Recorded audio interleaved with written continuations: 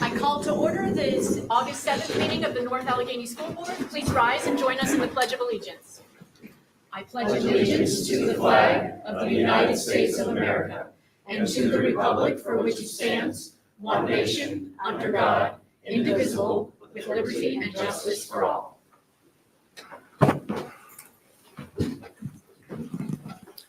We will start with our calendar review. We had an executive session on June 26th for personnel reasons. We had a special voting meeting that was virtual on July 2nd, and we had another executive session on August 1st, also for personnel reasons. We have our work session tonight, but we will also be voting. It's also a special voting meeting, and we will only be voting on HR items. Everything else we will vote on next week. And next week, on August 14th, we have our regular meeting where we will have our Readiness of Schools presentation. I will start off asking for speakers on voting items. And again, our only voting items this evening are in our HR folder.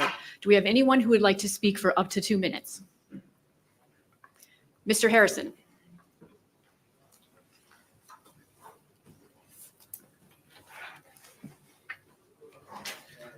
Good evening. Welcome back. Welcome to school board members. In looking through this agenda for tonight, it's starting to become alarming to myself and many other parents within the district on the number of resignations and changes in upper management within the organization over the last 6 months.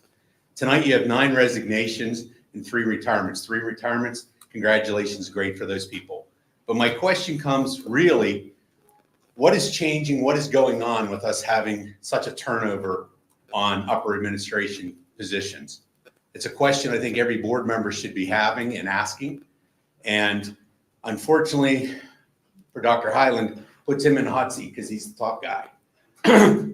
So my question is, if at all possible, could explain why we seem to have such a turnover in the last 6 months. Personnel items. Pardon me?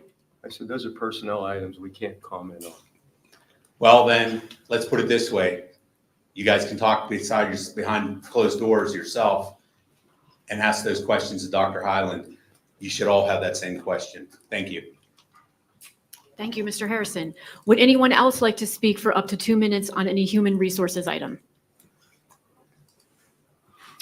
All right, seeing none, we will move on to our reports. Dr. Highland. Thank you very much, Mrs. Warner. We have 3 presentations for the board tonight. The first one will be the high school feasibility update, specifically on the traffic study that was done at NAI. And the second one will be on our strategic and comprehensive plan. And the third one will be on transportation for the beginning of the year. So we're going to kick it off with Mr. Kirk, who we thought last meeting was going to be his last meeting. But like the Godfather, he thought he could get out, but we pulled him back in. And he's going to work with Mr. Chabola, who is taking over for Mr. Kirk. So I'm going to kick it over to you, Mr. Kirk, and I promise you and Cindy, this will be your absolute last presentation. Thank you, Dr. Highland. Don't ever let it be said that Dr. Highland doesn't get every penny for this district of value. No, it's an honor to be here tonight, and I'm really happy to be able to give this end of summer update on the planning process for the high schools. Specifically tonight, I would like to update you on the NAI traffic study that we completed in late spring, the conclusions, and then pass the baton to Mr. Chabola, our new facilities director, to talk about suggested next steps to keep the planning process moving. So to give everyone a brief update, early on in the feasibility study process, the planners outlined 5 pathways or options for the board to consider to address the issues that were identified in the assessment process. The first option was really a baseline process to keep things to maintain things as they are. Option 2 was to renovate the 2 high schools, the NAI and the Nash high schools, in place. Option 3 was to consider building a new NAI building on the NAI site and renovate Nash. Option 4 was to build a combined high school 9th through 12th on the Nash site. And then option 5 was to similarly to build a combined high school 9th through 12th building on the NAI site. In February of 23, we undertook a traffic study as part of the feasibility study for the option 4 Nash site combined campus. That traffic study concluded that Perry Highway does not have the capacity to support a combined 9th through 12th grade high school at the Nash site, effectively moving that option to the bottom of the list. So this spring, we looked at option 5, which is the combined campus option for the NAI site. Similar to what we did at the Nash site, we undertook a traffic study to understand what the traffic impact would be on the surrounding highways and public roadways if we were to build a combined high school 9th through 12th on the NAI site.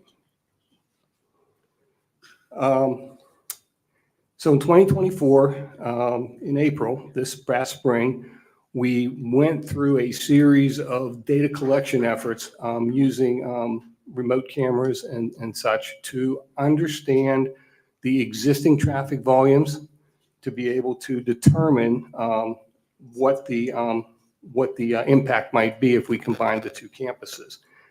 Once we collected that data in April, we combined it with the data collected up at Nash back in 2023, and we used that combined data to analyze the impacts of the high school campus at NAI site and identify any necessary mitigation that would be necessary to add in any capacity that might be required to support that development.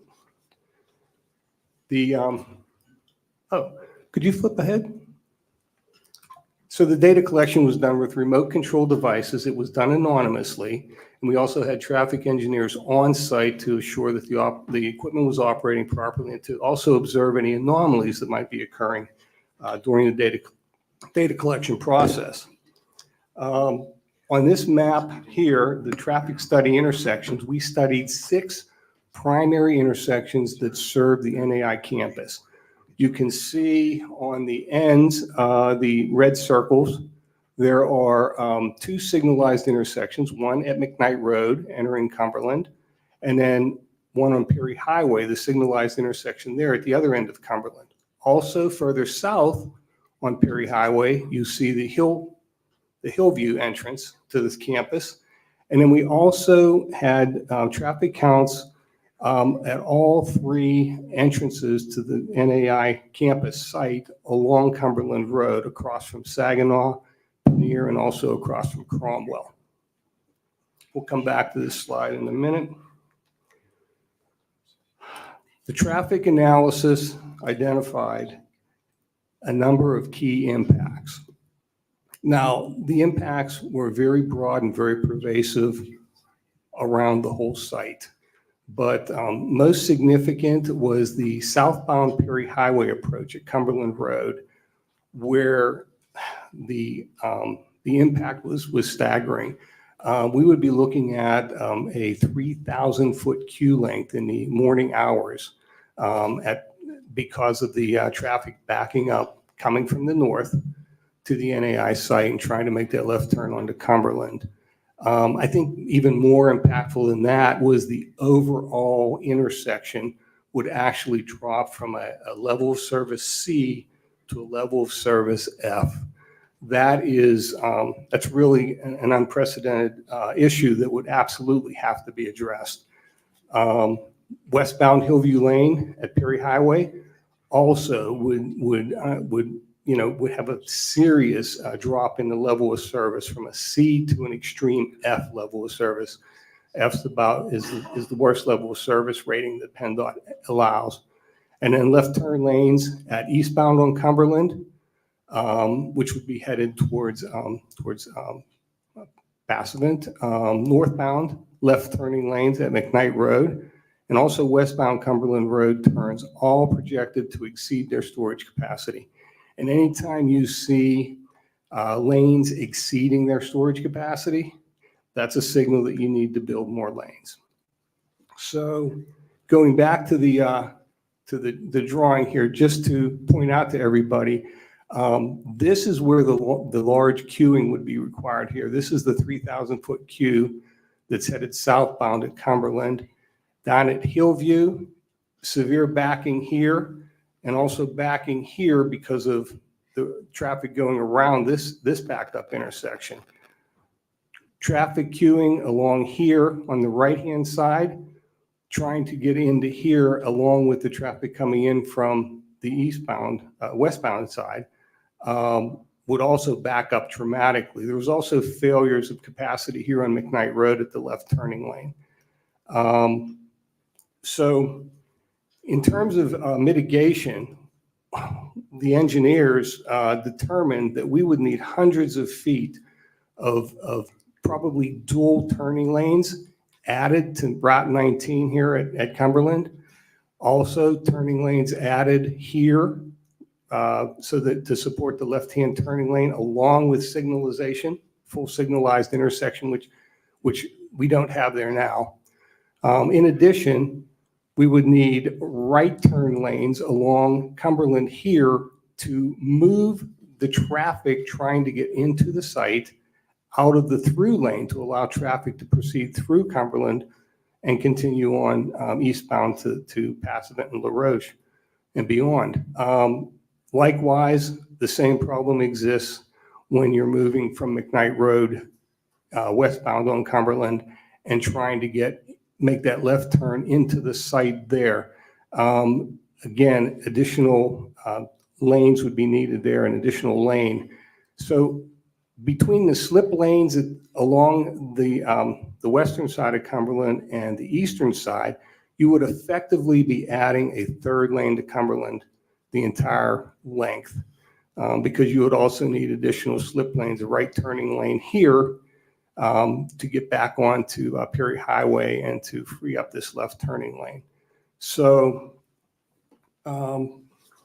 basically the engineers and myself reviewing the 88-page study, we came to the conclusion that, clearly the current roadway infrastructure doesn't have the capacity to support the traffic that would be associated with a full 9th through 12th grade building and development at the NAI campus.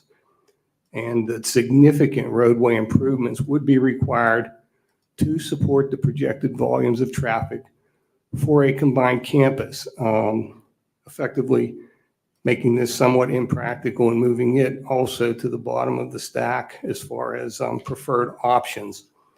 I will say that in reviewing the plan, and I said that the impacts were pervasive, in closely studying the turning lane impacts, I actually noticed that the left turn lane on McKnight Road going southbound, in other words, if you're traveling southbound and you come to the Cumberland intersection, you want to make a left to head over towards McCandless Crossings, the level of service on that turning lane and intersection degraded from an E to an F. And I asked the engineers, I said, how can we be degrading the level of service for vehicles moving away from our proposed development? And they explained that that intersection would have to be, timing would have to signalize, part of the mitigation would be readjusting signalization to mitigate the heavy traffic flows, and it would necessarily need to lower the level of service for that turn as well.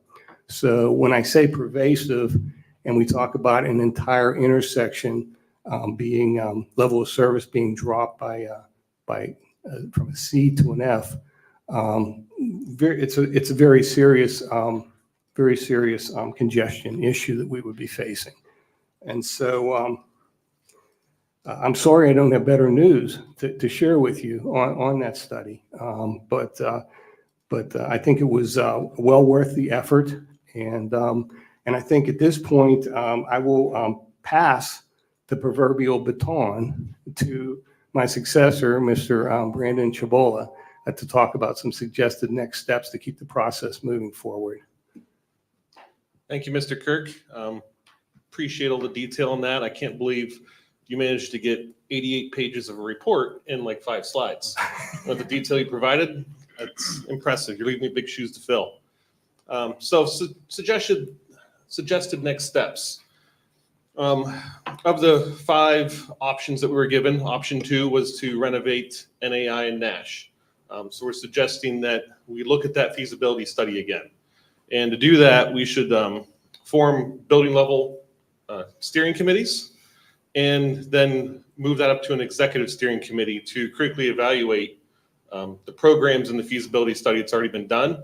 There's been some administration change amongst the group, so it'd be good for everyone to get their eyes on that again and find out what is critically needed and include like the whys to what the improvements that we're suggesting that would need to be done. And we'd be revising the spatial programs accordingly, revising the budgets, and then we develop a outline for a strategy for all that. And then once we have a conceptual solution, we would suggest that you undertake targeted subsoil investigations because there's been concerns of that around, especially at the NAI site. Are there any questions? Mrs. Blackburn? Thank you, Mrs. Warner. Not a question, but I will tell you as someone who's lived in this area a long time, you will need to do those subsoils because there used to be a big creek over there and so forth. There's a lot going on under the ground there. So we would have to look at that very closely. Thank you both for the report. I know that it's not what many people wanted to hear, but that's why you do a traffic study and do those things ahead of time because you can't put the cart before the horse.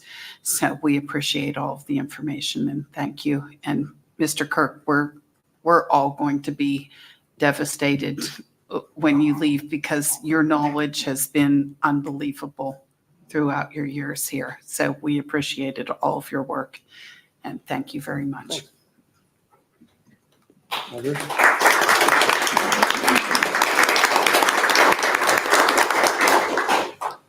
Mr. McClure? Thank you, Mrs. Warner.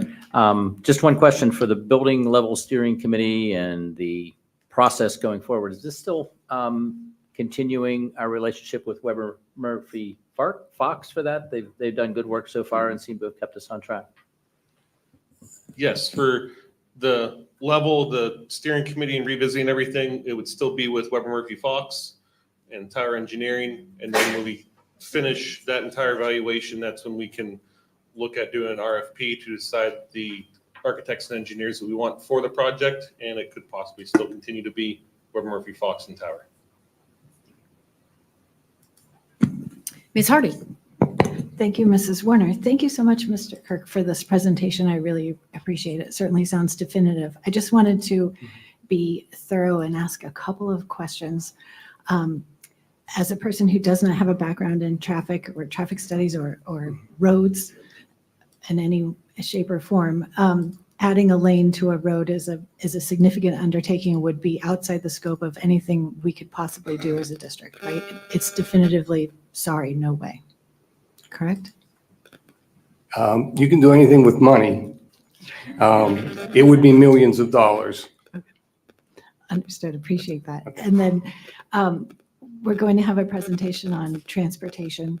And my understanding is that we've done a lot of work with reworking bus routes in the hopes that that would reduce the amount of cars coming and dropping students off, parents dropping students off, as opposed to encouraging more people to take buses.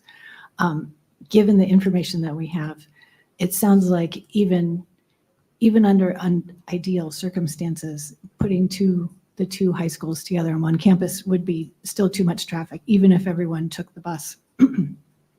Is that correct? If everyone took the bus, that would greatly reduce the volume of traffic. I will say that one of the early questions that I asked in this study was that when we did the Nash traffic study, we had to provide estimated traffic counts for NAI for them to work with. The benefit for this traffic study, we had collected actuals in 23. So my immediate question was, did my estimates for the NAI traffic counts that I gave you at Nash do anything to change the outcome of the Nash study? Their answer was, the counts you gave us were actually conservative.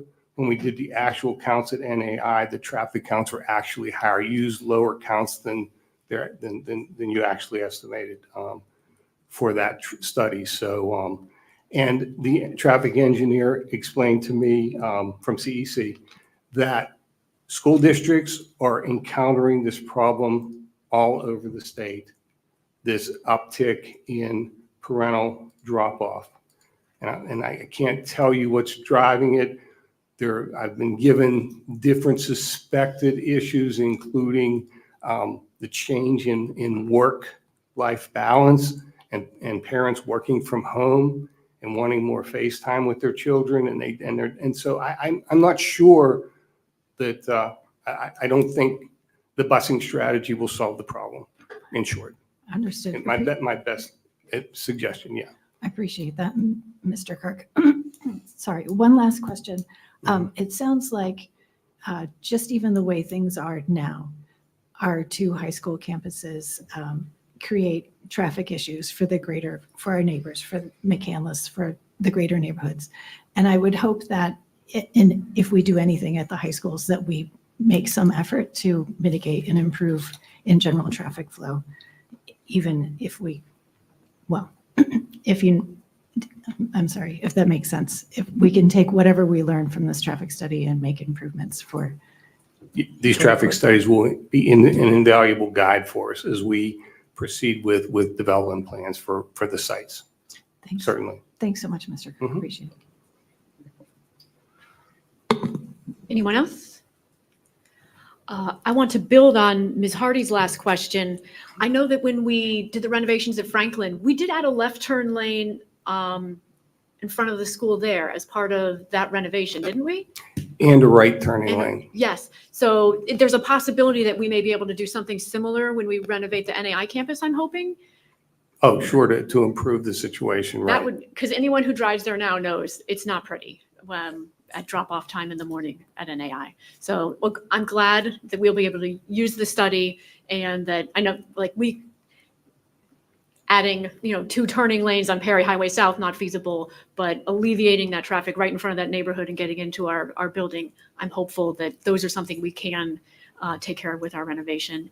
And I appreciated your insight on the increased parent drop-offs, because that's something that jumped out to me in this report, was that the consultant said observed and projected numbers of trips also far exceed the projected traffic volumes that would be expected for a school this size. So it's not just us, this is something they're seeing in other districts as well. I had specific commentary from Penn State High School when they moved their high school from one side of the road to the other, and they talked about the volumes of traffic from parent drop-offs there as well. And the engineer who does this broadly around the state said that it's a problem that they're encountering everywhere. Okay, I appreciate that. And the other thing I appreciated was you saying you wish you had better news, because I wish you did also. This was the possibility of combining the schools was something I was really excited about, because I think it would be a great thing academically and socially for our students, and from not being restricted to taking a class when you're 9th and 10th or just 11th and 12th, you could do it the whole way through, building those relationships with teachers over 4 years instead of just 2, the hurdles that come with transitioning from, you transition to NAI, then 2 years later, you need to transition again. Having a school counselor for 4 years, there were just so many positives I saw from that opportunity. And so I'm disappointed that it won't happen. And then on top of that, there's efficiencies in staffing and transportation and facility maintenance. So I think there was also, clearly this traffic study is a deal breaker. I think there was also some resistance to the idea, but as someone who So maybe not now, maybe 30 years from now, the next renovation cycle, things can change a lot in 30 years. I graduated from high school 30 years ago. My high school is no longer open. It consolidated with the other high school in town. And that was tough to hear when it happened. But even harder was the jealousy I experienced when I saw the gorgeous new building with one high school for the entire district. And in that district, they were expected to save $2.5 million a year from closing the one school. So I'm hopeful that, the next time I'll be long gone off this board by the time we're talking about renovating these buildings again. But maybe it'll be something we can look at in the future. Regardless, I really appreciate your work on this project in general, Mr. Kirk, and this presentation. So thank you. Thank you so much. And I share your hope that with the changes we're seeing in the auto sales industry, that maybe there will be some land available in 20 years. Oh, That there's an. I see things really changing in that industry, and that. So, thank you so much. Thank you. So now we move on to our next report, Dr. Highland. Mrs. Warner, thank you so much. So tonight, we are going to put forward something we've been working on over the past year in consultation with the board. We took advantage of an opportunity in that our strategic / comprehensive plan was approved by the board in September of 2022. The state mandates that you have to go through that every 3 years to have it renewed by the state to make sure that you are doing the things that are necessary that the state asks you to do.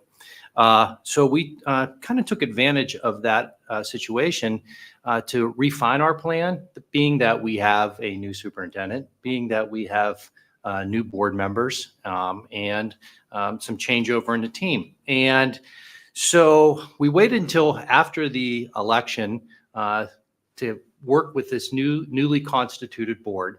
And we sat down and we also decided we were going to put out what will be an annual survey to our parents.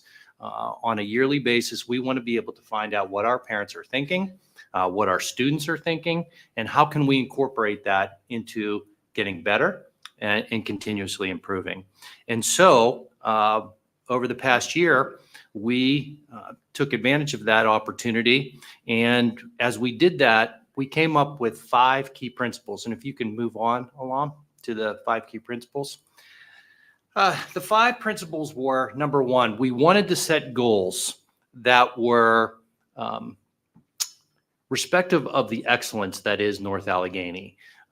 We wanted to set goals, ones that were lofty goals and ones that we had to struggle and work to attain so that we could ensure the excellence of the 75 years of excellence, but also that we've had in the past, but also how can we get better? How can we take this school district to be one of the best school districts in the entire country?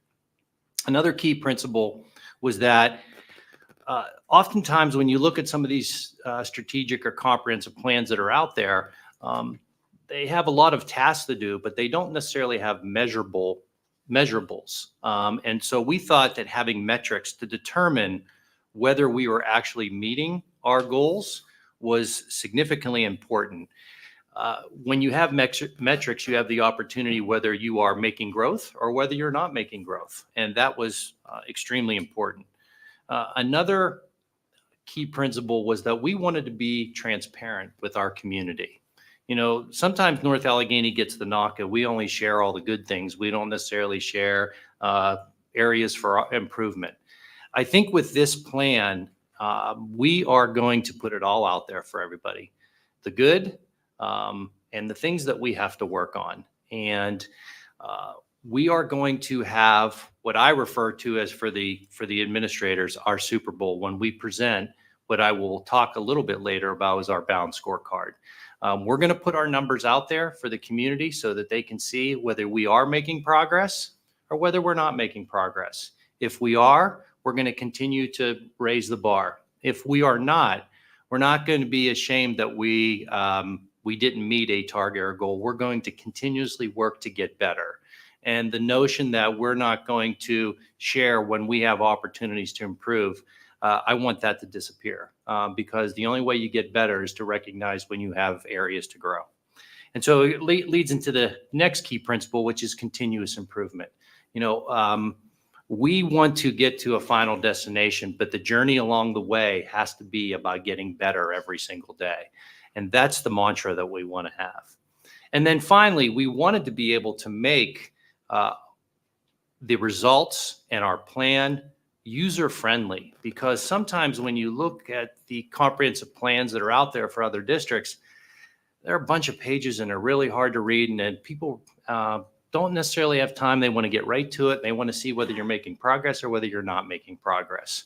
And so we're going to introduce to the community what we refer to as a balanced scorecard next. So some of you may be asking, why are we calling it a strategic/comprehensive plan? Two reasons. One, the state asks us to have a comprehensive plan. The layman out there doesn't necessarily know what a comprehensive plan is for school districts, but they do know what a strategic plan is. And so we wanted to marry those two together so that we can communicate effectively with our public to let them know, hey, this is the guiding principle. This is our document. This is what we're looking to do. These are our goals. This is how we're going to measure our goals. And so we refer to it as our strategic comprehensive plan. So I just wanted to make sure that I was able to clearly articulate that to everybody so that they understood. What will happen with our comprehensive plan is we have to submit it to the Pennsylvania Department of Education. However, before we do, we need to put it on display for the public for 30 days. So the board's going to hear about it tonight, and the public's going to hear about it tonight, but we have to present that document so that it can be on view for 30 days. And then in September, you will officially vote on the comprehensive plan and our strategic plan. So how are we going to move forward? What are our pathways to making sure that we can meet the goals that were set? Well, first of all, we had to set goals, right? And within those goals, we had to determine some key performance indicators, which we'll talk a little bit more about later. And within each one of those, we had to figure out, where do we stand? What are we doing well? What are we not doing well? And we had to get some quantitative data, some baseline data, because if you don't have baseline data, how do you know whether you're improving, or how do you know if you're not improving? And so we work very hard to do that. And you're going to see in the plan that there are some things that we do not have baseline data on yet. And we will effort to do that as the plan moves forward.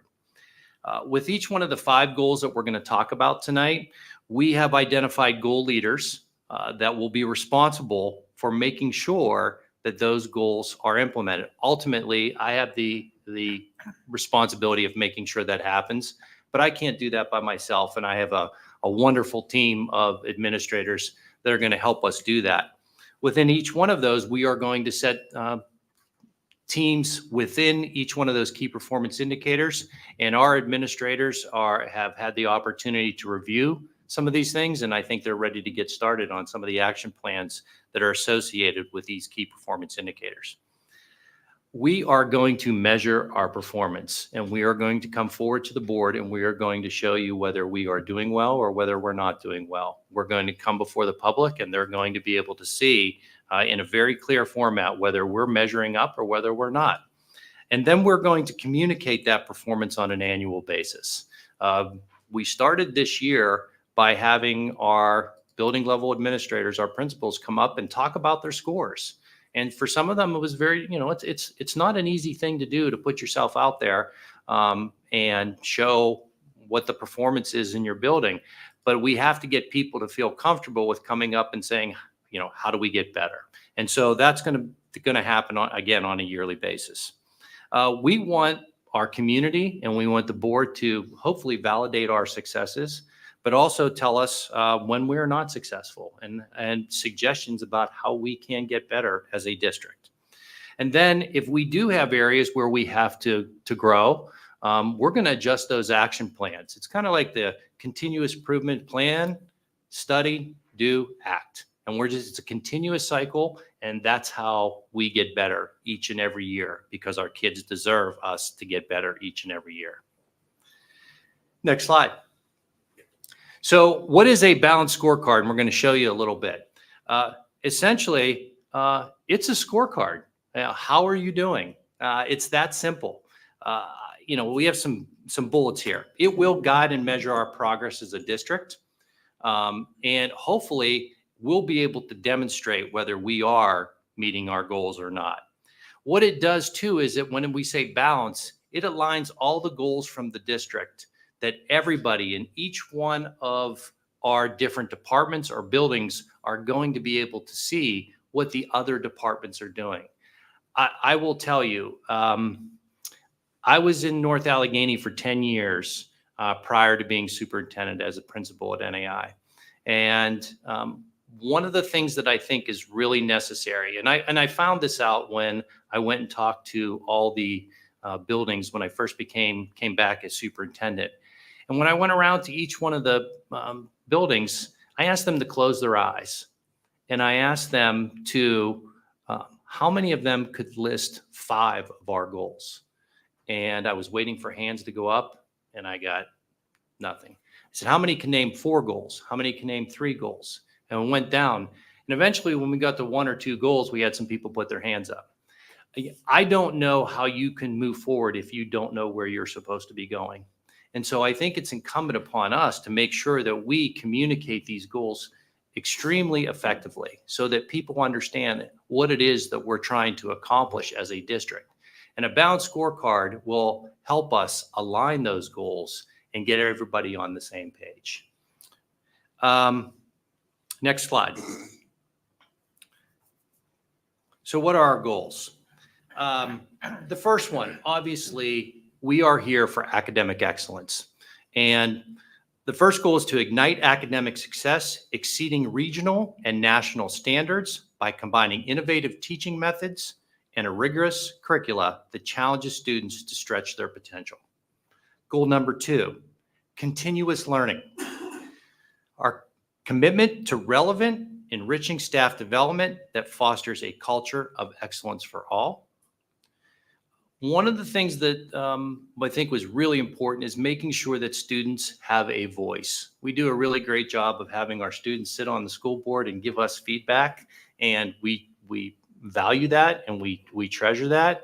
But we also decided we want to hear from more students, and we want to find creative ways to get our kids to have a voice in their education. We want to be able to, if they have a voice in their education, the hope is that we're doing a good job for them, and they understand that and appreciate that. Tonight we learned about some things that we're going to be doing for the facilities. And one of the major goals was we want to make sure that we have facilities that are ready for the future. And so the goal is invest in maintenance and development of facilities and grounds that create future-ready learning spaces, reflecting our community pride and dedication to excellence in academics, the arts, athletics, and activities. And so we're going to have a really good opportunity to try and build some really great buildings for our students. And hopefully, using Goal 3, they're going to have a significant input into that. And then finally, obviously, you cannot have a goal in the present day and age if you don't have a goal that's relative to safety and wellness. And so we want to cultivate an educational environment where all students, staff, and families feel secure, welcome, and respected. Next slide. So what's the balanced scorecard going to look like? The overarching goals, which are the 5 goals that I just read to you, within each one of those goals, we will have what we refer to as a key performance indicator. It's an indicator of that particular goal, and there could be several key performance indicators within each one of those. So we will have, again, our executive council members that would be responsible for the goals. And then within each key performance indicator, we will have an administrator who will run a team, and they will have other folks on that team to make sure that we are meeting that particular target for each goal. And if you notice, we have it from 2024, or the baseline data is 23-24, and it goes all the way out to 28-29. And at the very end, you'll notice there's the target. And when you look at those targets, I think you'll find that we set the bar pretty high for ourselves. And we intend to meet those targets. So how's this going to be measured? If you notice the key going down the bottom, you'll see a green check if the target is met. And you may also see, when you see the balanced scorecard, you may see that there are multiple symbols on there. So as an example, it could be a red X, target not met, but we're showing growth. You know, that's what we want to be able to see. We want to see that eventually, maybe in the first year in 25, 26, we didn't hit the target, but we have a green dot indicating that we're growing. And not only is it going to be just that green dot, it's going to be the quantifiable data that our public and our community can see, so they can actually hold us accountable to make sure that we are doing the best we possibly can within each key performance indicator. And so what I'm going to do at this time is I'm going to turn over each of our goals to our goal leaders. And I'm going to kick it over to Michelle, Dr. Dow, and Mr. Duramo for goal number 1. Good evening.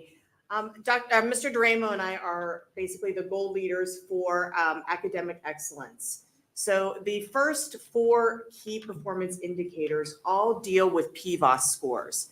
PVOS scores are growth scores. So we are looking to make sure that our students are growing every year, and that we want to make sure that they are growing in a way that we set a very high target here. We don't just want them to grow where we expect them to grow. We want them to grow past our expectations of what the PVOS score would show. So if you look at 1.11, we're looking at each of the elementary schools, and we are looking at 3 report areas. We are looking at ELA, which is English Language Arts. We are looking at math, and we are looking at science. Our target is that we will hit this, that we will be above or well above in all 3 of those areas by the end of this balanced scorecard. That's a large toll, but I really believe that we can do that. We have many of our schools who are hitting this in different areas. So the goal is to get 3 out of 3. Dr. Dow, Yes. could you just briefly touch on a little bit of the difference between growth and achievement? So growth is, I like to use this as a measure of a bar. So when we're looking at achievement, achievement is saying that, can everybody hear me? That achievement is that everybody is expected to meet the exact same level. So let's say we want them to get a 90% on a test.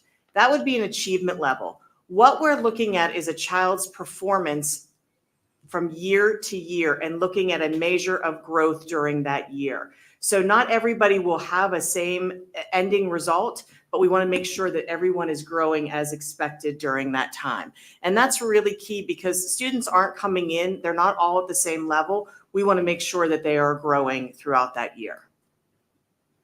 All right. And to also let you know, there are 5 categories that we can be rated on.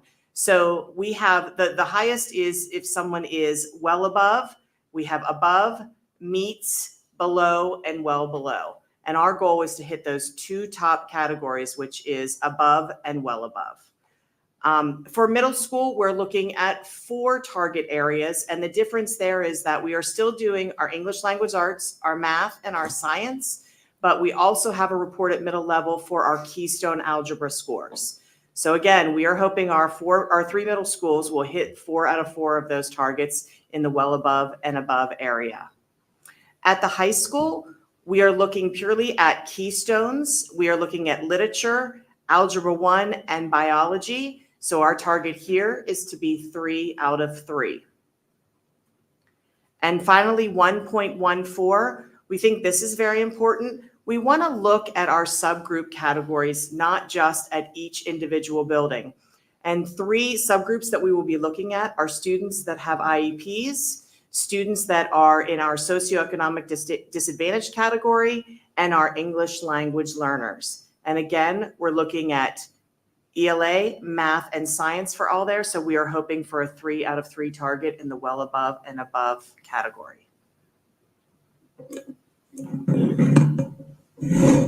Good evening, everyone. To continue on with the academic excellence, you will see 1.2 and 1.3 are aligned somewhat with providing a rigorous and challenging curriculum with 1.3, where parents and students would identify that we offer that with a strongly agree or agree on the survey when asked to rate that as an individual, family, and student level. And in conjunction with offering a rigorous and challenging curriculum on the annual survey would be in line with 1.2, which is AP, which most of you should be familiar with, advanced placement. Currently, this past school year, we do have a baseline score. You'll see it indicated there with a hyperlink for the school board to review the school report overview. We issued just under 2,000 advanced placement exams this past school year, and we achieved at a rate of a grade 3, 4, or 5, a score of a 3, 4, or 5 on those 2,000 exams, just under 2,000, at a 93.8% rating, which is very, very high score, but we still want to continue to have that, meet that target of 95%. But the key performance indicator would be maintaining or achieving greater than a 3, 4, or 5 collectively on those exams. I would also point out that some students take multiple AP tests. So of those just under 2,000 exams, there's a good chance that some students took multiple assessments. Goal or key performance indicator 1.4 and 1.5 are both, once again, focusing on the annual survey with the goal of receiving a strongly agree or agree rating from students feeling that the school has prepared them for the next school year or life beyond North Allegheny, with the target of 90% for 1.4 and also 90% for 1.5, with 1.5 focusing on the number of indications of students and parents that strongly agree or agree, where we are offering collaboration, creativity, communication, critical thinking, and problem solving that are integrated through the learning activities in the classroom. And that's essentially a focus on continuing innovation and those types of opportunities for the maximizing learning in the classroom. 1.6 and 1.7 in line with not just having high achievement and academic excellence in the local area. Those of you that may be familiar with the Pittsburgh Business Times, they have an annual ranking list that is provided to the public, typically in April of each school year. And in the Pittsburgh Business Times, we have our baseline score of number 7 with the obvious target. We want to be the Super Bowl champion every year, and that target is number 1. So we have some work to do in that respect in terms of going up the total chart.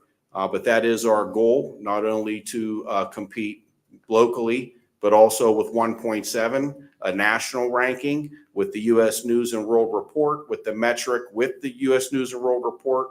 The baseline, currently the U.S. News, 983 out of 17,655, which puts us at the top 5.57% nationally, with our goal by the end of this 28-20 or of the 28-29 school year of the top 3% nationally. So to Dr. Hyland's point, we have high aspirations, which is what we want to work toward. Goal 2. Okay, good evening. So Ms. Tracy and I are the Executive Council leaders for Goal 2 of continuous learning. This one here, we'll start with Key Performance Indicator 2.1, and it's to provide meaningful and relevant professional development for all employee groups within the organization. We felt it was important. We have bus drivers, we have custodians. We are not just giving professional development to teachers. We wanted to get everybody that is in the organization the opportunity to have meaningful and relevant PD. That metric is going to be based off of the staff survey, and we are going to need to establish a baseline of that data in the coming year. 2.2 is to identify, provide, and track all mandated training for district staff. We do a lot of that now, but it's in a lot of different places. So the idea is that we want a one-stop shop for all employees, whether it be bus drivers and certification, teachers and mandated trainings, you name it, but we want to be able to track all that in a very well-organized place. The metric, again, is just going to be completion, and our target is going to be 100%. We want to have one place to track everything and be proactive about these mandated trainings instead of having to figure out where it's logged, who logged it, where is it logged, what's the mechanism. 2.3 is to provide targeted learning opportunities to unlock best practices and innovative strategies, equipping our employees to prepare students for a dynamic world. So again, staff survey, we want to have our teachers learn about new and innovative things in the classroom, and it's going to tie to a couple of the goals that you're going to see in one or two down the line. But we want our staff to know that they're being trained on innovative things, not the mundane, not things that, are just nice to look at, but things that are going to be used in the classroom, and having our students, use that professional development that our teachers get to equip them to move on with their careers. 2.4 is to provide ongoing training to ensure staff are confident in responding to emergencies. So again, the survey data, we want to make sure our employees are safe, they feel comfortable with the plans that are in place, and we hope to continue to learn every year on the survey data. So the target is going to be whatever the baseline is that we establish with the surveys, and we want to increase that by 10%, that staff strongly agree that we are providing them the ability to respond to emergencies. 2.51 and 2.52 are kind of the same, but they're kind of not. So 2.51 is to provide relevant training to K-8 staff to facilitate recognizing each of our K-8 buildings as an Apple Distinguished School. The metric is going to be the Apple designation. Why did we pick the Apple designation? Because it is not a rubber stamp. Apple comes in, they take a look at, we have to show that we're doing innovative practices. We have to have our teachers do professional development to earn certification in the technology that the students are using. This is not a slam dunk. And we picked this designation because we felt it was important. North Allegheny had 3 middle schools that were Apple distinguished several years ago. They lapsed. Not sure why, but they lapsed. But now we're raising the bar. We want all of our K-8 buildings to have that Apple designation. And it's not an easy thing to do. There's only a handful of schools nationwide that have those designations.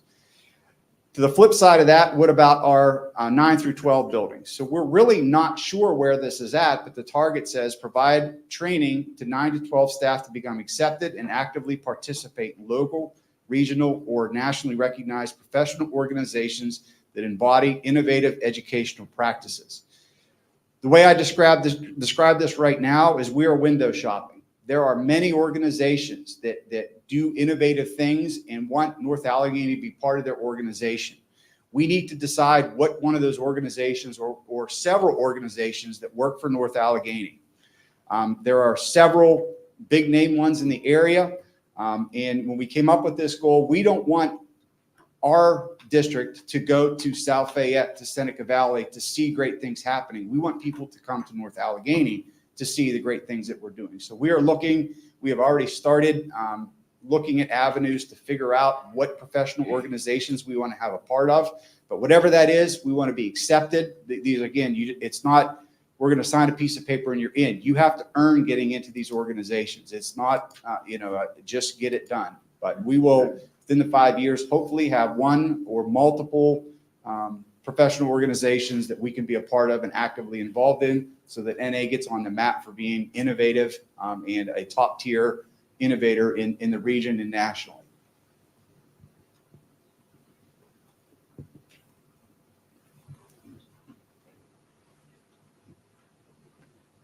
Good evening. Dr. DeLuca and myself, Carrie Frauneffel. The last time you all met me, I was here for the other side of the board meeting, so I'm excited to speak for the first time this evening about goal number 3, empowering students. And I can't think of 2 better people to talk a little bit about empowering students than the Director of Student Services and looking at the Supervisor of Special Education and Gifted Education. We think about the opportunity for that structured face-to-face student engagement. The thing that we think about most is really giving them voice. And when we talk about student voice, we want all students to provide us some feedback on their school experience, whether that be culture or climate, the supports they receive, the activities that are available to them. And we want to give them structured face-to-face opportunities to do that in every building, in every quarter. So we're going to have some opportunities to do that through school-wide positive behavior interventions and supports. We're creating student-level teams at each building. Those student-level teams are then going to feed a district-level team that we're excited to create in the coming years, so that we can give voice not only through behavior, but also their school experience as a whole. So multiple teams will give us some feedback, not only at the building level, but at the district level. And then most importantly, we're going to give students voice here in this forum as well. We're thinking about giving students the opportunity to have conversation with the school board about their experience, and really thinking about adding robust opportunities to do different types of activities and give us feedback on their experiences as a whole here at North Allegheny. That way we can create those action plans and think about how we can, in fact, plan, study, act, and do, get better with using student voice. Because at the end of the day, that's empowering our students, is giving them voice. So Amy's going to talk about the other parts. Good evening. 3.3 looks at increasing the percentage of students in grades 6 through 12 who indicate that they participate in school-sponsored activities or clubs. That information, the metrics that we're going to use for that information is our student activity survey that we give to students. If you look at our baseline data, we have collected our baseline in 23-24 via the student activities survey. What you see there in front of you is our two numbers for each of the buildings, 6 through 12. And you'll see a score for the number of students who have selected that they participate in at least one activity, and also a percentage of students who answered that they participate in one club. And there you will see our scores. And then at the very end, when we look at the targets, we're looking at baseline plus 10% to a maximum of 90% of our students saying that they would strongly agree or agree that they participate in at least one school-sponsored activity or club. And 3.4 is to increase the percentage of students who feel a connection to their school. This one is a very important one. They all are important, but this one was one that we really wanted to take a deep dive into. We also have our baseline scores from our student survey this past year, and you can see the percentages by building. And the goal, the target at the end, is to reach, again, baseline plus 10% to a maximum of 90% of students who will strongly agree or agree that they feel a connection to their school. Yep, and moving on to goal number 4, facilities for the future. It's myself and Mr. Shabola will be taking the lead on these. And there are 5 KPIs for facilities for the future. And as we go through these, you'll see some of them are larger in scope, and some of them are really based on the operational maintenance of the district to keep it on track at the level that our students, staff, and residents expect. So the first one, 4.1, this one is a little bit larger in scope, but it's increased the number of future-ready learning spaces district-wide. And these are spaces that are convertible into other uses, that has technology in the space that is relevant for several years. Unlike some of the other goals that have baseline data, this is something that we do not have baseline data on. So over the course of the 24-25 school year, we'll be going out to the schools and collecting what our baseline numbers are for that. And then we'll be working through that target. And with that, I'll pass it over to Mr. Shabola. Thank you, Mr. Hauser. 4.2 is based on our annual capital funding plan. It's to establish and sustain an elevated completion rate of our annual planned capital projects. So we have a long-term capital plan, and each year we have items listed, and we got to make sure that Mr. Hauser and I work congruently through this, so we're properly funding all the projects. And then this is also working with the entire executive council and the building principals to ensuring that we're meeting the needs of the buildings, keeping things properly repaired and replaced when needed. So 4.3 and 4.4, they actually work together based off of our work order system. 4.3 is to improve facilities' operational performance by ensuring proper balance between preventive and corrective maintenance. So corrective maintenance is our day-to-day repairs that we do when things just break and we get notified and we make those repairs. And the preventive maintenance is the stuff that we have scheduled to be performed, whether it's changing air filters or belts or cleaning out greasing pumps, cleaning out grease traps, all kinds of various things just to help extend the life of the equipment. So it's keeps getting pushed out on our capital plan. If something has a expected life expectancy of 20 years, if we maintain it well, you can get it out to 25 years or even farther. So that's one of the goals for 4.3. As you can see with our target date or a target of having 70% of preventive maintenance done and 30% of corrective maintenance. Our actual goal right now is from a report from our work order system of 37% preventive maintenance and 62% corrective maintenance. So it's a little lopsided. And with my 2.5 weeks that I've been here, I've already asked multiple questions, dug right into it, and our team is, we're working to find ways to certainly improve this. And then 4.4 works with the preventive maintenance again, ensuring that it's done timely in the prescribed window.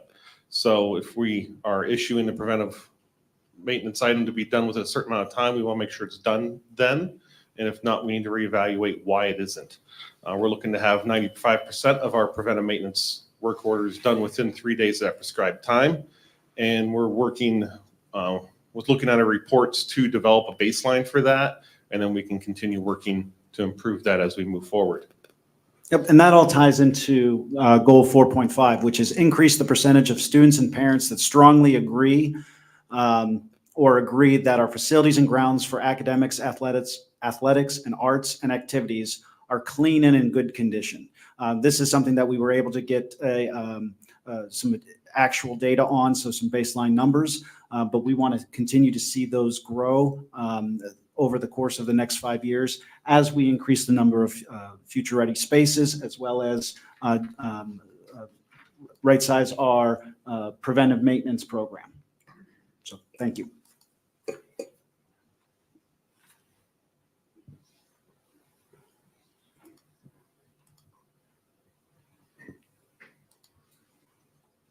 Hey, thanks, Chief, for joining me. Chief Harpster, everybody.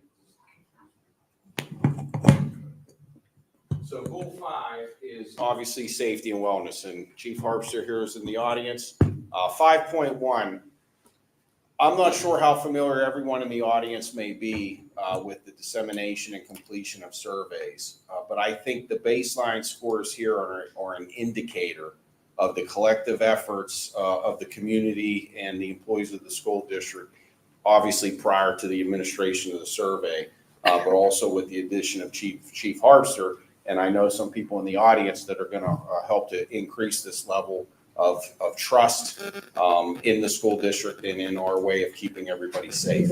But specific to the target of a maximum of 90% with a baseline plus 10%, you could see here across the board of all of our schools, when students and parents were surveyed, and I want you to understand how this average was made.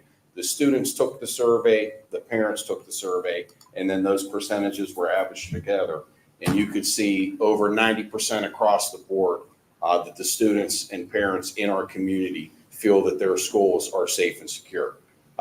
Just because we met that target doesn't mean that we sit back and relax. It means we maintain that and keep that trust by the efforts of Chief. And Chief, if you want to add anything to that, or okay, I got you on a short leash here. He likes to talk. That's how you heard what he said. I'll let you continue in that. Okay. 5.2, increasing the percentage of students who feel they have a trusted adult at school. This is critically important as well. It always goes back to the relationships and the time that we put in as employees, investing with the relationships with the students, so that they always feel that there's an avenue of communication. And if there is ever information that needs to be shared, we obviously have safe to say and those types of things. But honestly, there's nothing more powerful than the connection or bond with the students and their teachers. So you could see there, not yet at 90% across the board, but we do have an increase there to continue with a target of 90%, the baseline scores. 5.3, increasing the percentage of students who strongly agree or agree that they treat, that students treat other students with respect at school. Baseline of a 10% with a maximum of 90. We have some work to do. One thing that's tough to legislate is adolescence, but it's our job, obviously, to teach students and peers how to get along, work through conflict, especially in the world that we live in today. It's tough. The times are tough, and there's difference of opinions and those types of things, but that's our challenge and one that we're going to work towards by maintaining respect with one another at school. And finally, 5.4, increasing the percentage of students and parents who strongly agree that they would recommend the district to someone moving into Western Pennsylvania. So this, obviously, going back to the Pittsburgh Business Times and the U.S. News and World Report, those are obviously sources of information that people that may not necessarily be familiar with Pittsburgh are going to access those pieces of information to make those decisions to locate their family, but also word of mouth. And it's no secret that North Allegheny is a destination location, and we are very proud of that, and it's our goal to maintain that moving forward. So a couple other key performance indicators. 5.5, increase the percentage of staff who feel they work in a safe environment. The metric for that is going to be the staff survey with the baseline to be determined, or right now it's to be determined, but baseline 10% to a maximum of 90%. The staff will strongly agree. 5.6, increase the percentage of staff who strongly agree that they would recommend the district to a friend, peer as a good place to work.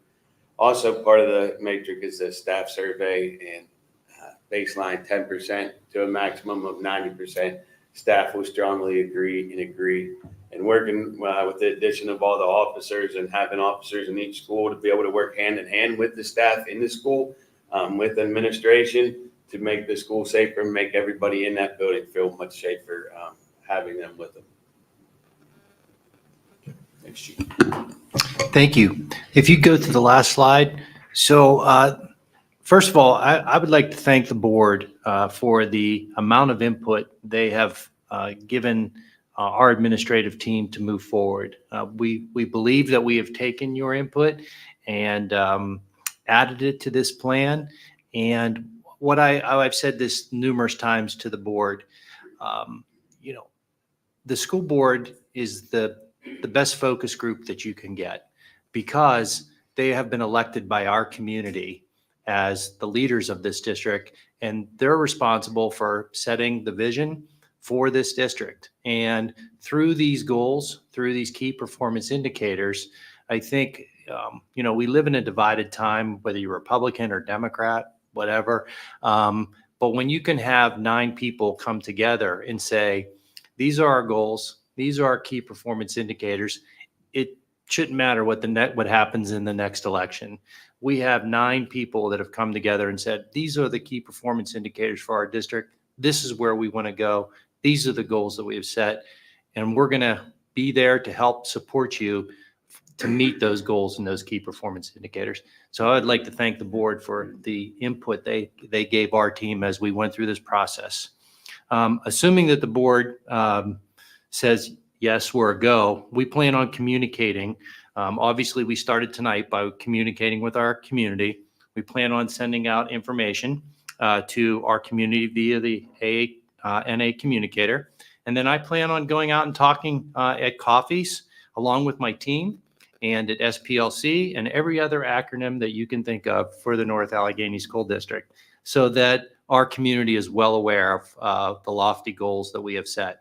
And for some folks, they may not recognize what some of these goals are. Trust me, they are, they're high. We've set the bar pretty high. So at this point, I'd be willing to take any comments or questions from the board. Thank you, Dr. Highland. I think I will kick it off, and I will, I appreciate you thanking us, but I would like to thank you. I thought this process went really smoothly. I appreciated the 9 of us being able to meet together. I thought it was a great exercise, and I'm really happy with how they progressed and the contributions of executive council, how we, The board met, we came up with like our priorities, the administration joined us, and then they had to go off on their own and come up with all these goals. It was a lot of work, and I'm really pleased with the final product. And so thank you for leading us so well, and thank all of you for the work you put into this plan. And does anyone else have any comments or questions? Mrs. Blackburn. Thank you, Mrs. Warner. I echo your sentiments. I think Dr. Highland is really moving our district in the correct direction. He's really had a lot of knowledge, knows what he's doing, experience, and I believe that that's why we all evaluated him as distinguished. I think that he's done a great job, and we're headed into good places. I like the goals we've set, and North Allegheny is going to keep on moving up. So I do thank him and echo your sentiments. Thank you. Thank you. Anyone else? Ms. Britton Dozier. Thank you, Mrs. Warner, and I agree with what both of my colleagues have said. One thing that jumped out to me when we're looking at some of the scores that we have, particularly if we focus on the scores across the board concerning connection to schools, safety and respect, trusted adult. Has anyone looked to see if there's a connection? If you start looking at those scores in order, is there some type of connection where if a student doesn't feel a connection to the school, they also may not feel like they're being respected or there's a trusted adult? Have we dug that deep yet? So we have just got the baseline data at Okay. the end of the year survey, and part of what these action teams will do are come up with plans and look at that data. We do plan on sharing, again, to be transparent, the results of those surveys that we gave at the end of the year with our public in an upcoming board meeting. We plan on doing that. But in order to take that data, we have to sit down as a team and we have to come up with a plan to look at those specific questions. Are there connections between whether they don't feel connected, whether they're not involved in an activity? And we have to dig pretty deep into that. And we plan on coming up with an action plan to make sure that those numbers continue to rise. We all know, every study that you will find, if kids do not feel connected to their school, they're less likely to do well socially, emotionally, academically. And so that is a high priority for us. And so our hope is that the plans that we generate get quantifiable increases. So yes, we are committed to looking at that and making sure that those numbers improve. Did I Right. answer your question? Yeah, you did. Thank you. And I'd like to see that once we've done that deeper dive. Thank you so much. Dr. Simkowiak. So I wanted to thank Dr. Highland and the entire executive team. I think this is absolutely terrific. It is clear, it has purpose, it has vision, and fundamentally it addresses the mission of North Allegheny. You know, we are here to educate and we are here to prepare our students for a changing world.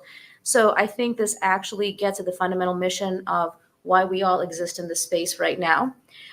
In addition to focusing on academic achievement, I appreciate the fact that there's also an effort to truly engage and advance not just our students, but our staff, teachers, and all the other support staff that work for North Allegheny. I think that's really important. Somebody had raised the question, you know, why is there turnover? Well, I think this is an important part of addressing that because if people feel connected, if they feel valued, if they feel that they're growing personally and professionally, I think that it gets harder and harder to want to leave and go somewhere else.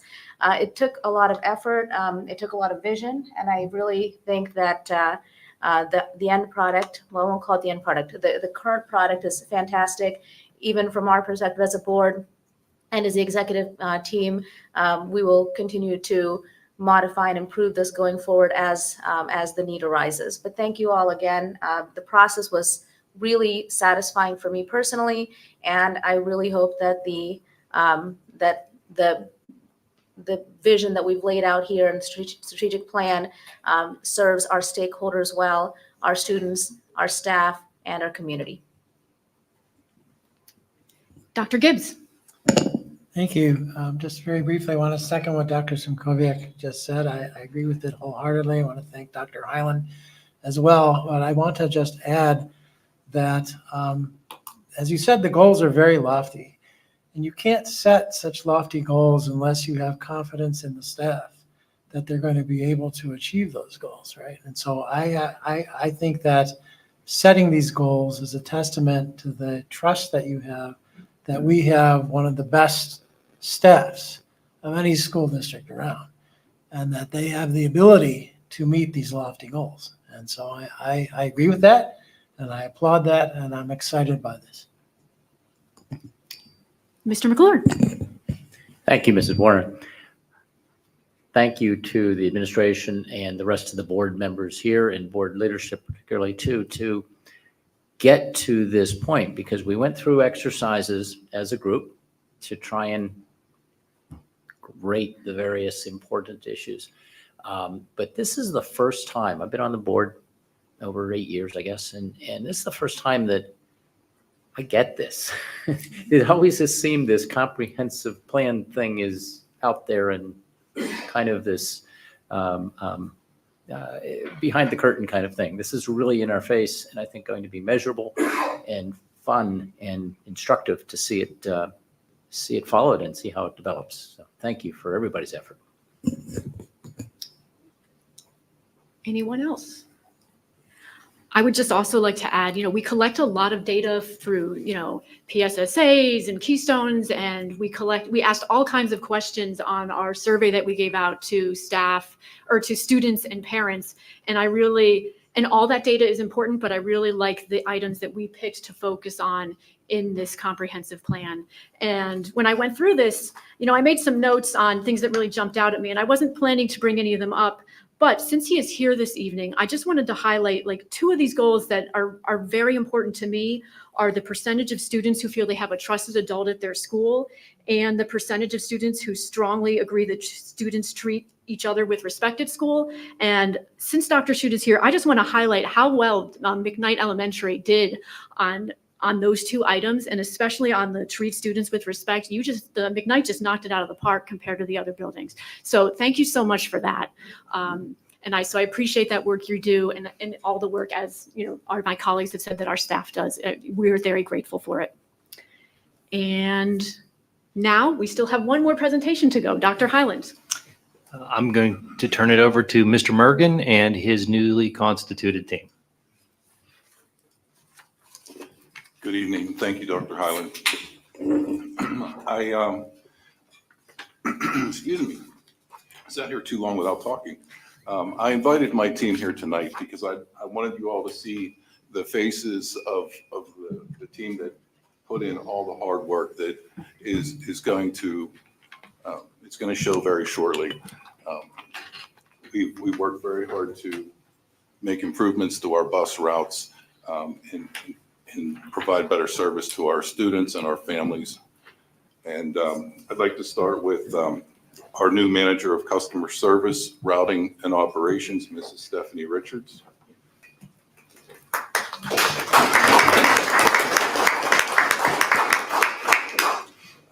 The manager of personnel and safety, Mr. Howard Zerbone.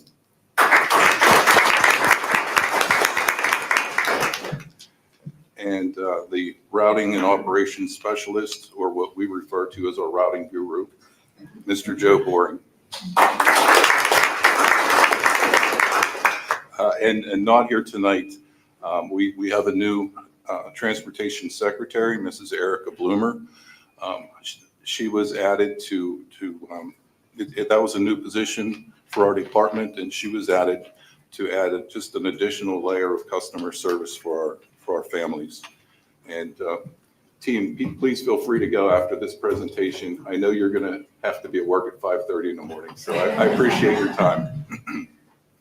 I also wanted to give an update on our school bus driver situation. You may be aware that we had 13 drivers retire at the end of last school year. We have been able to hire some drivers back, largely in part to the efforts of Mr. Savone. He's doing a great job recruiting. We hired 6 new drivers over this summer, which leaves us a little short of what we had last year. However, we have 8 potential drivers right now that have completed the classroom portion of their training, and I'm hoping to have half of those hired before the start of school.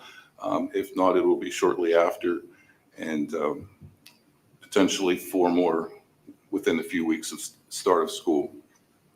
We've also had several positions that have been vacant for quite some time. We have a new dispatcher that has just started, and we have 2 mechanics who are not hired yet, but I think we can attract them. I think they're going to end up taking the positions as a mechanic here for our district, as well as 2 shop helpers. Basically, these are going to be mechanics assistants, and since we had a difficult time attracting mechanics to our district, and there will be several retiring here in the next few years, we'd like to use this position to train and grow our new mechanics from within. We're trying to look for younger applicants who have potential to become good mechanics and try to train them within our own shops. And I said we made a lot of modifications to our bus routes this year. The question is, why did we make so many modifications? In large part, it was because of the responses from our annual parent survey, and they demonstrated concerns with items such as the length of the bus ride, the number of transfers that students had to do, as well as the early start times for the high school students. So our team did an evaluation of the routes, and we discovered that there were many buses that were stopping way too frequently. There were buses that had very low student counts riding the buses, and there were a lot of general routing inefficiencies in general. So the question is, how did we make these changes? First of all, our entire team was basically new to the routing software that was put in place last school year. So our district had about 8 hours of additional training that was left over and never used. So we took advantage of that training, and our team got to know how to use the system a lot better through that training. Next, we took our old routes, not the routes that we were using last year. We used the routes from the previous year because, in our opinion, they looked like they were much more efficient than what was being used during the 23-24 school year. Next, we entered in the student data, and we did a grade advance so that we had more accurate information to start with. And we used the policies or the guidelines that are in Board Policy 810. I'll show you Board Policy 810 on the next slide. It's also available on the transportation page of the district's website. But we look for areas where we could do bus consolidations to reduce not only the number of stops, but the ride time for our students. After that, we had some areas that we weren't quite sure if they were going to be a safe bus stop or not. So our team visited these bus stops.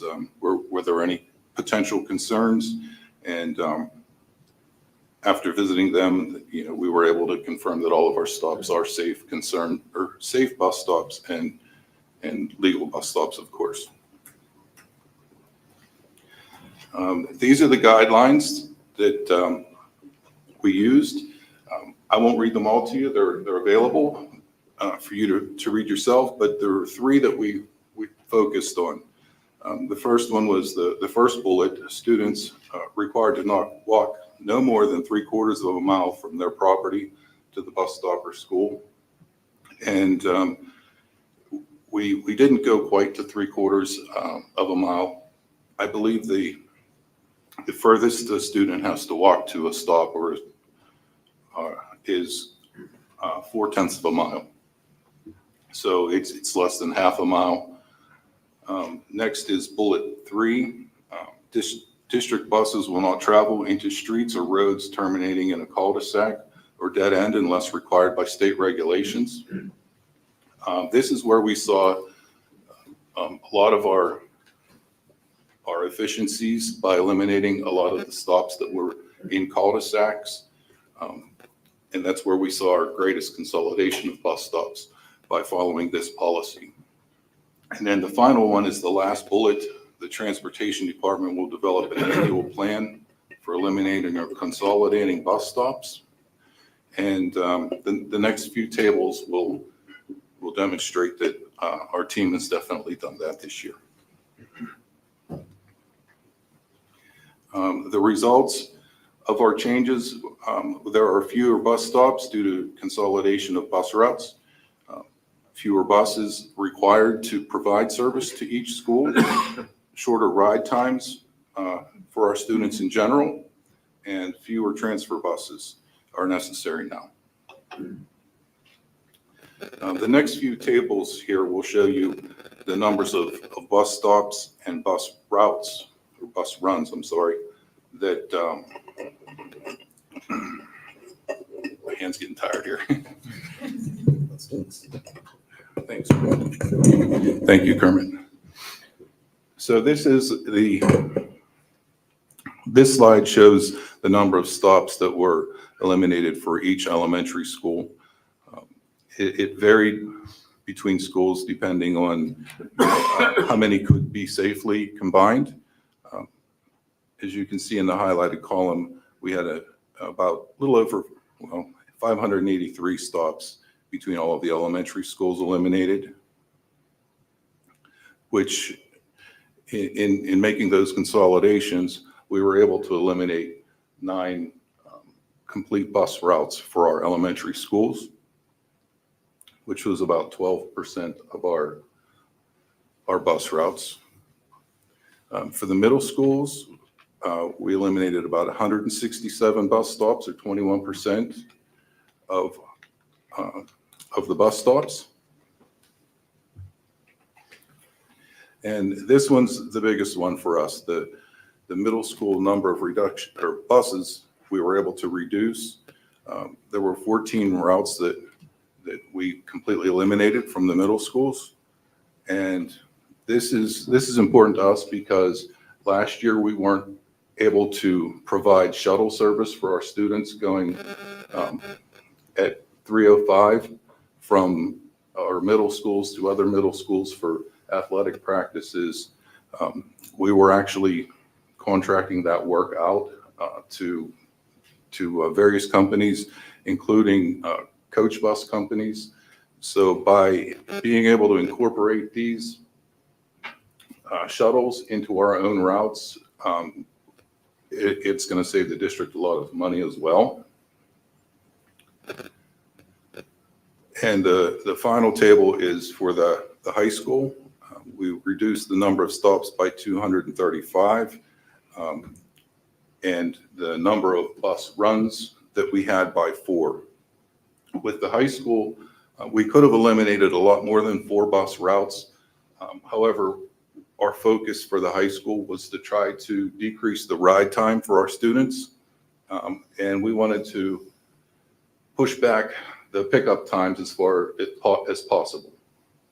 Last year, we had students that were being picked up at the beginning of the year at 5:45. Dr. Highland had asked us to try to make changes so that no student was picked up before 6 o'clock. And for the upcoming school year, our goal was to try to have the earliest bus stop at 6:15. And we were mostly successful. I think there are 4 bus routes now that have their first pickup time before 6:15. I believe the earliest right now is 6:10. And we're hoping that maybe the route can be run a little quicker than it actually is, and we can get that pushed back to 6:15. But that's going to be our goal moving forward. No pickups before 6:15. Mr. Murray, could you also talk about the earliest they will they will arrive at, let's say, at NAI or NASH as opposed to last year? I believe last year the buses were arriving around 6:45. The first buses were arriving around 6:45. This year, the earliest bus we have scheduled to be there is 7 o'clock. And that depends on which school it is. If they are coming from the south, they'll be arriving at NAI at 7 o'clock, and then NASH about 7:10, 7:12. And then if they're coming from the north, they'll be at NASH at 7 o'clock and NAI between 7:10 and 7:12. And lastly, I just had a few things I wanted to remind, family reminders. We had originally said that our bus routes and bus stop information was going to be available on August 1st. However, we didn't know at that time that the Power School system is shut down from August 1st to August 8th for district-wide updates. So our parents are not able to access that bus stop information right now. But tomorrow evening, I believe it will be up again, and parents will have that access. And I also wanted to remind our families that the start of school for every transportation department nationwide is always very challenging. There's going to be some bumps in the road for the first week or two of school. Please don't think this is going to be a system-wide issue where it's going to continue for long. We will have all of these issues addressed within the first couple weeks of school.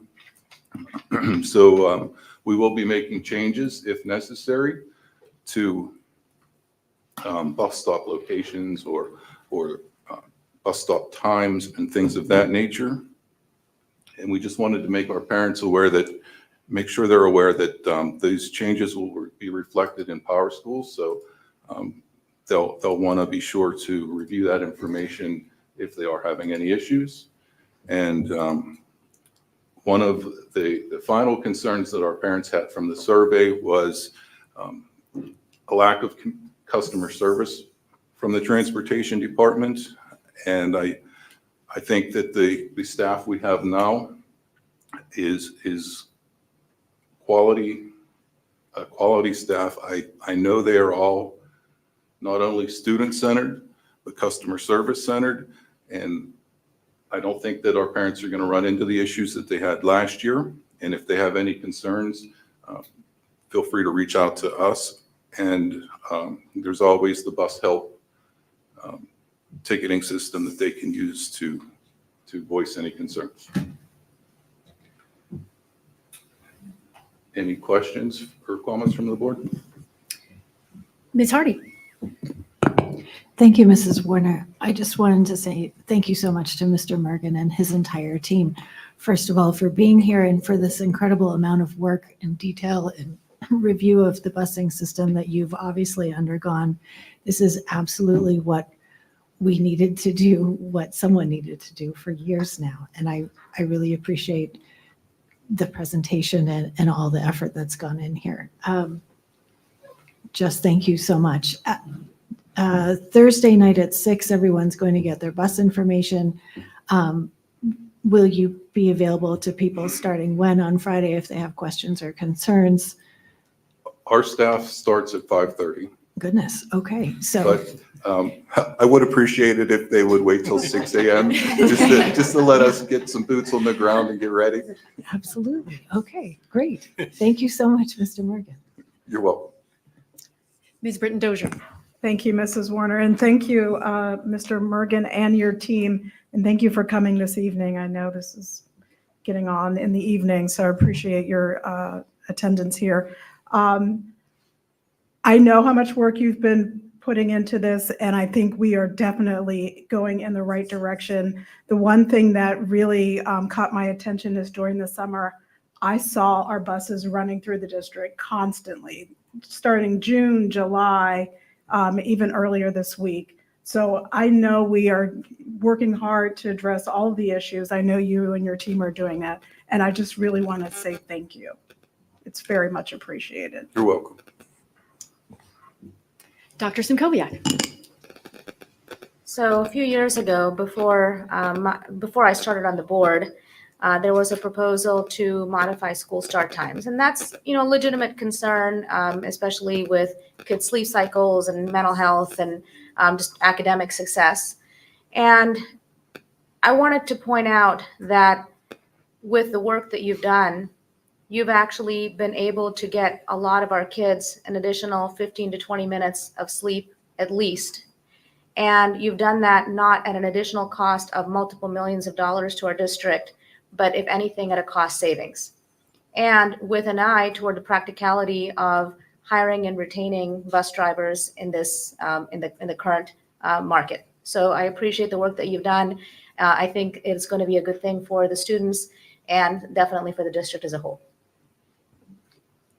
Thank you. Dr. Gibbs? Thank you. Yes, I also just want to say thank you to you and your team for all the hard work, and it looks like it's really going to pay off.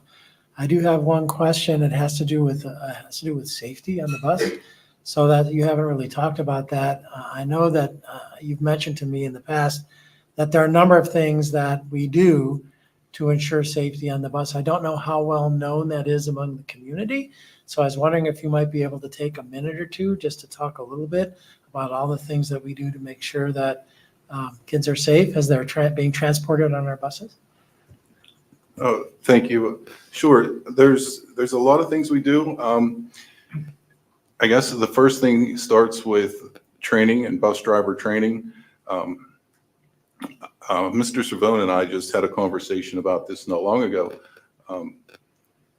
When we train our bus drivers, in the past, they've been trained to pass the CDL skills test. And after they receive their license, pretty much that's where the training ends. And Mr. Cervone is actually working on creating a new system for training our drivers, not to just pass an exam and not just to be good bus drivers, but to be good NA bus drivers. So training safety starts with training there. There's also a lot of safety issues that we look at when developing our school bus stops. There's certain sight lines that you need to observe, and we try to pick as many students up on the door side of the bus as possible. We try to put our bus stops at intersections because a lot of the times intersections have four-way stop signs, so vehicles are going to be stopping there anyway, as opposed to at just a house number along a street. Excuse me. And there's also training for the students themselves.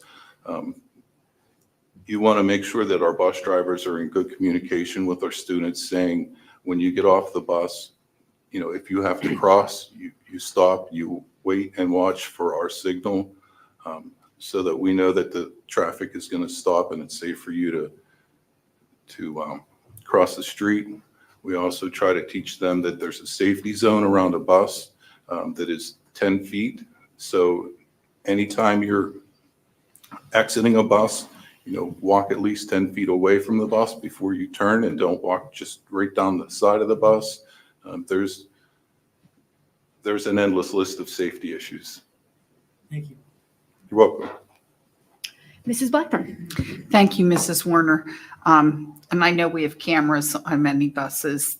That's a safety aspect. But the one thing, to go to your first point about training and so forth, is our drivers, I think, are pretty amazing. I've talked about them for many, many years, and how one of my neighbors, the grandparent who was supposed to pick up the child, wasn't there when they were on vacation. The driver noticed that it didn't have the car that was always there, kept the kids on the bus, took them to make sure they were safe. And I think having our own drivers is more valuable than a lot of people realize.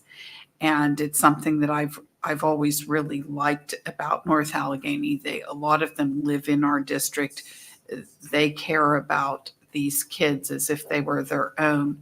And it's something that you just can't put a price tag on.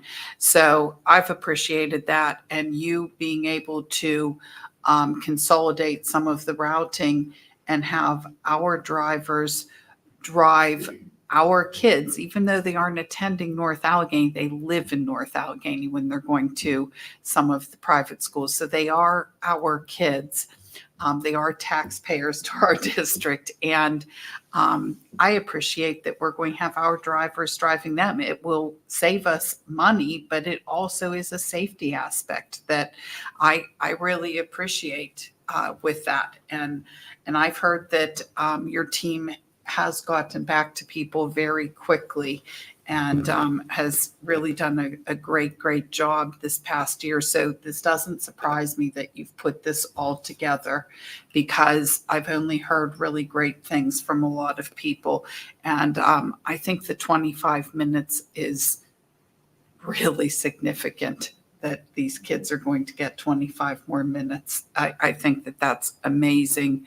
So as a board, we're behind you, and we appreciate the work that you've done, and we look forward to it. As you said, the first 2 weeks, it's never smooth anywhere, but we have high confidence that you will iron out any possible problems we may have, but everyone's just going to have to give you a couple of weeks. I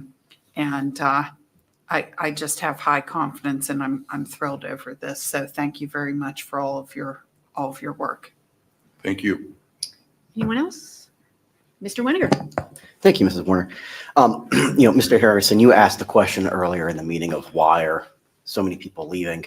I don't know the answer to that, but I think something that is powerful is that creates an opportunity for the board and Dr. Hyland and the team to hire fantastic people to bring new vision and ideas into this district.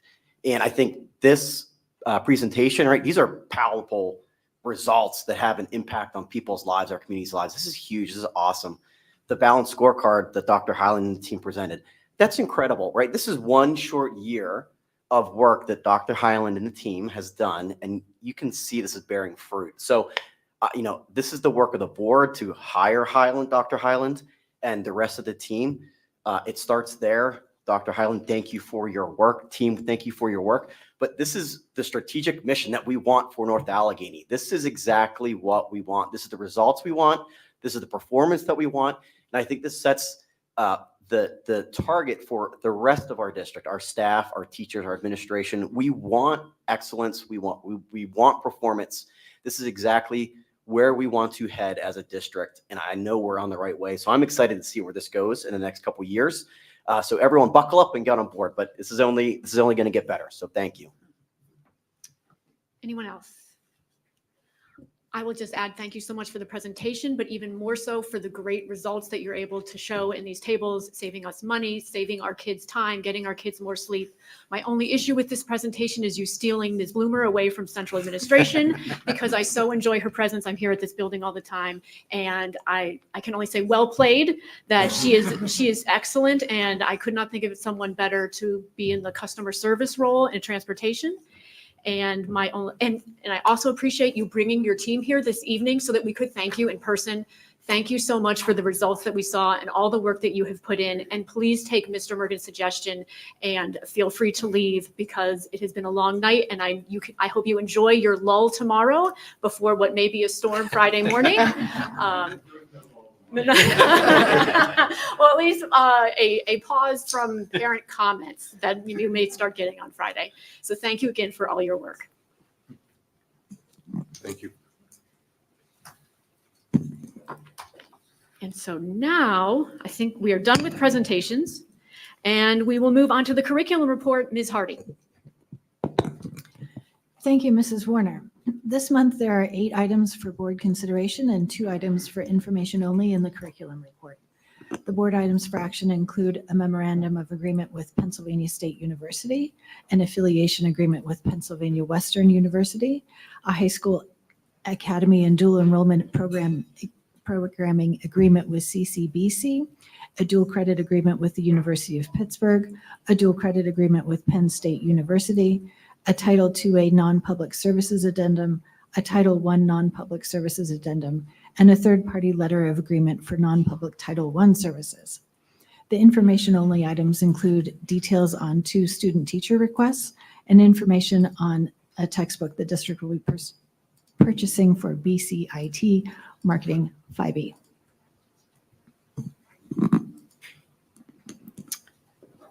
Thank you, Ms. Hardy. Are there any questions or comments on these items? Dr. Gibbs? Yes, thank you. Just very briefly, when I went through the items, I noticed that looking at the dual credit agreement with University of Pittsburgh versus the dual credit agreement with Penn State, the agreements are very different. And these are opportunities for our students to earn college credit while they're in high school. And so I'd be interested to know why the agreements are so different. And I'm also interested, for the community's sake, if anyone can comment on how students are informed and encouraged to participate in these opportunities to help them to get college credit while they're in high school.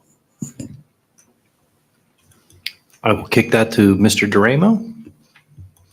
Dr. Highland, specific to the college and high school courses, I was able to do a little bit of research with Marcy Good, who's the coordinator for the CHS courses. Several years ago, there was an intentional effort to kind of streamline and consolidate for efficiency purposes and also cost purposes, the collaborative efforts of the school district with the local universities. Most of the college and high school courses that we offer now, which are also represented in our program of studies, are vastly aligned with LaRoche.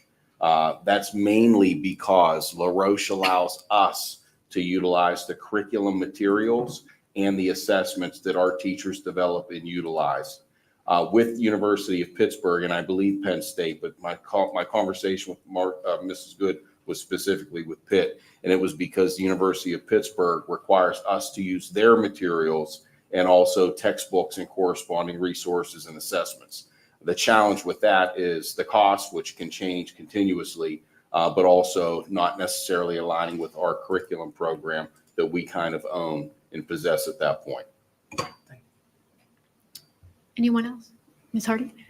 Thank you, Mrs. Warner. I just wanted to let everyone know that the textbook for the Marketing 5E will be on display here at CAO for members of the community to review for 30 days in compliance with Section 3 of Policy 108, adoption of textbooks and novels. Thank you, Mrs. Warner.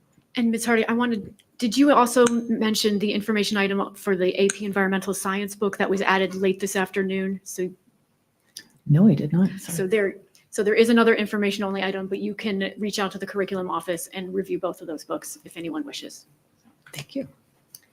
Anyone else on the curriculum report? Okay, seeing none, we will move on to the finance report. Mr. Weniger. Thank you, Mrs. Warner. There will be 7 actionable items at next board meeting and 3 information-only items. They are the certification of unpaid 2023 taxes, the tuition rate calculation for 24-25, the collateral securities report, student expenditures for May 2024, June 2024, the accounts payable lists for June 2024 and July 2024. And the information-only items would be the ending cash balances for June 30th of 24, the 24-25 July forecast, and the ending cash balances for July 31st, 2024. Any comments? Yes, just a couple clarifications. The certification of unpaid taxes is not a validation or giving up on collecting taxes. It's just a step in the process. So we're just moving that ball forward. We will collect all these taxes at some point. And the tuition rate for this coming school year, again, is based on a state calculation. So, we don't really have anything to do with it. We're just, codifying or getting ready to codify what that rate will be for this coming year. Any other comments? I would like to add that not only do we collect those taxes, we collect them with a penalty. Yes. Yes. So, okay, seeing no other comments, we'll move on to our human resources report, which will be our only voting items this evening. Ms. Britton Dozier. Thank you, Mrs. Warner. Today we have 11 voting items in the HR folder for board action and 1 information-only item. The items include resignations and retirements, appointments, wage status changes, leaves of absence, recognition for additional education, honoraria and club activities, supplemental contracts, appointment of Ingomar Middle School principal, appointment of Hosack Elementary School principal, appointment of coordinator of special education and gifted education, adoption of contract, and appointment of school police officer. And the one information only item is regarding our medical insurance contract. And I so move, but have comments while my colleagues are voting. Excellent. Does anyone else have any comments before the vote? Seeing none, we are ready for the vote. Could we have a need second a to her motion? Second.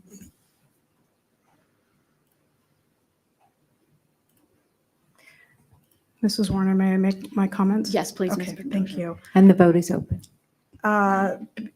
As we're voting, I just want to respectfully remind my colleagues to abstain as necessary regarding any items in the HR folder this evening. Regarding item number 1, resignations and retirements, I'd like to thank these NA employees for their work and efforts in our districts. Similarly, regarding items 2 and 3, thank you to these employees for their continued work and effort in our district. Concerning item number 6, honoraria and club activities, for those who may not be as familiar, the rates that are blank are still being finalized and will be determined and recommended by the administration and aligned with our district limitations. Regarding items number 8, 9, and 10, I will reserve time for Dr. Hyland to make some comments, but would like to note that the board had the pleasure of meeting with each of these candidates, and we are looking forward to the vote this evening. And regarding item 11, the board will vote on the appointment of another school police officer. The candidate is Patrick Sorello. And I'd like to note that when we embarked on this journey to create a school police department, Dr. Hyland assured the board that we'd have the opportunity to have active involvement, which included interviewing any and all of the candidates. And so I wanted to note and thank you again, Dr. Hyland, for this commitment, and that we did have several opportunities to interview this candidate as well.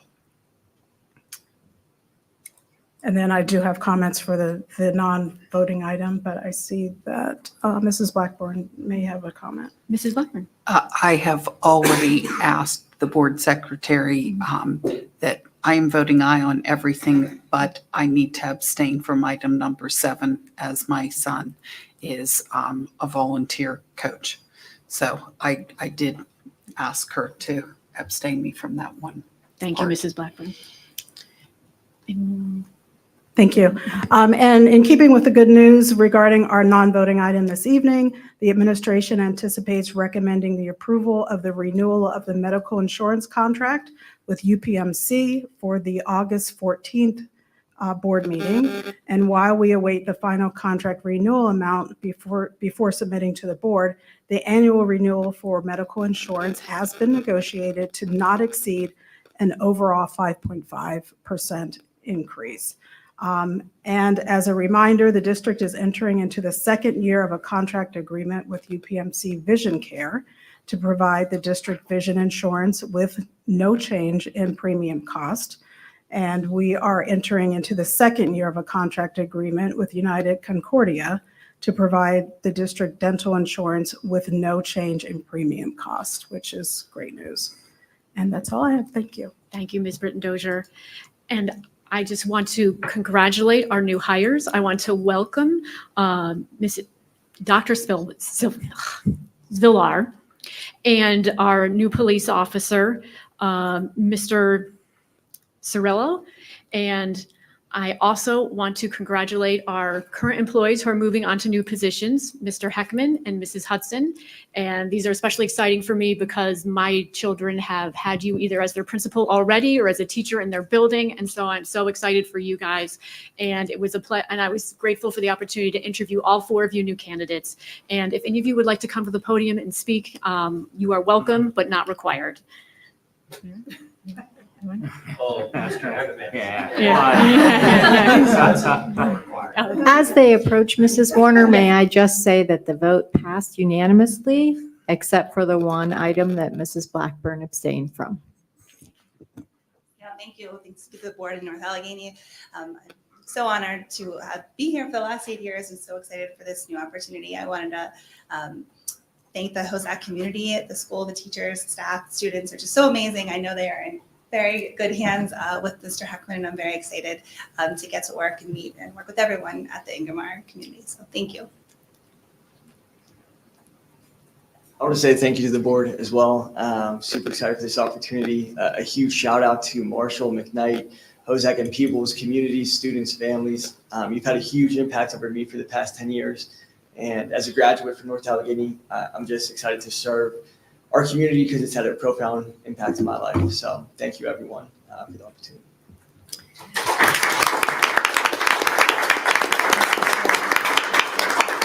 I'd just like to acknowledge the proud dad that's also sitting in there, Mr. Steve Heckman. Ms. Blackburn?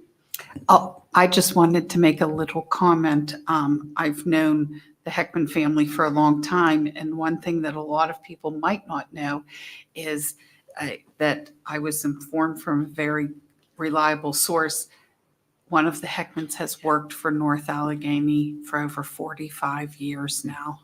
So that's a pretty amazing statistic, and we are just so fortunate and lucky to have them here in our district and helping guide our students. So it's wonderful to now have another person, and I've heard great things about Mrs. Hudson also. So we're all very, very excited for these hires. Another set of genius moves by Dr. Highland, and we all did interview, and it's just going to be great for our kids. Thank you.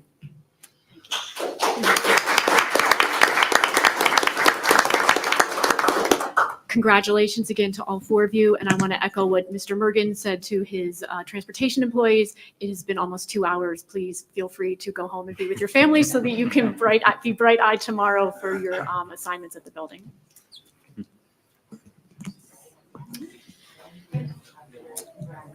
Now we will move on to our property and supplies report. Mr. McClure. Thank you, Mrs. Warner.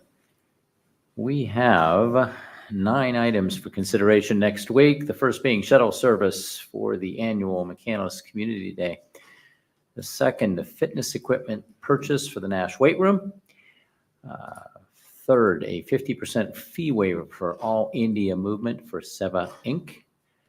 The fourth, AHERA and ADA compliance officer appointment. The fifth, a fire alarm system testing and inspection contract. The sixth, approval of construction change order. The seventh, a transportation utility truck purchase. Eighth, a monetary donation. And the ninth, the bus assignments for the 2023-2024 school year. That should be 24-25 school year. Sorry. Any comments, Mr. McClure? Of course. A couple of things. The fitness equipment is something that has been tossed around for a couple of years. We have a $90,000 budget, spending about half of that this year, and some of that's been pushed to next year. So we know that's a budget item that was anticipated. The fire alarm system testing, that's not a real big number there. What was interesting is what we learned is that the company that we had been using all of a sudden wanted fully paid up front. So that was kind of an odd that then led to a revisit of that by our facilities group, who then managed to rebid it and save us about $1,000 a year. So that's a good thing. Construction change order. That's pretty neat. We actually saved about 15 grand off of the paving by some reduced scope up at Marshall. And if you visited up there, you start to appreciate just how big that campus is and how much paving they did for $368,000. That it's just amazing. Really nice job. Good job at getting that done at a very, very attractive price. The truck purchase, we had $100,000 in the budget, and that's coming in. I don't have the exact number, but it's coming in under budget. So that's something, and that'll have a plow on it for the winter, and it's also the main vehicle that'll be pulling the band trailer. So we have a nice new vehicle for that. The monetary donation, this is pretty cool. Mr. Gary Hofstetter NA grad from 1976, cross-country athlete, well-renowned athlete in track, ran track also. He was inducted into the North Allegheny Athletic Hall of Fame in 1999. And he has given us a donation and to use wherever we think it can be best used. So that's pretty neat. So thank you to Mr. Hofstetter and his dedication and allegiance to North Allegheny. Last is the bus assignments, and we saw a whole lot of bus information tonight, so I don't need to go on more on that. That's it.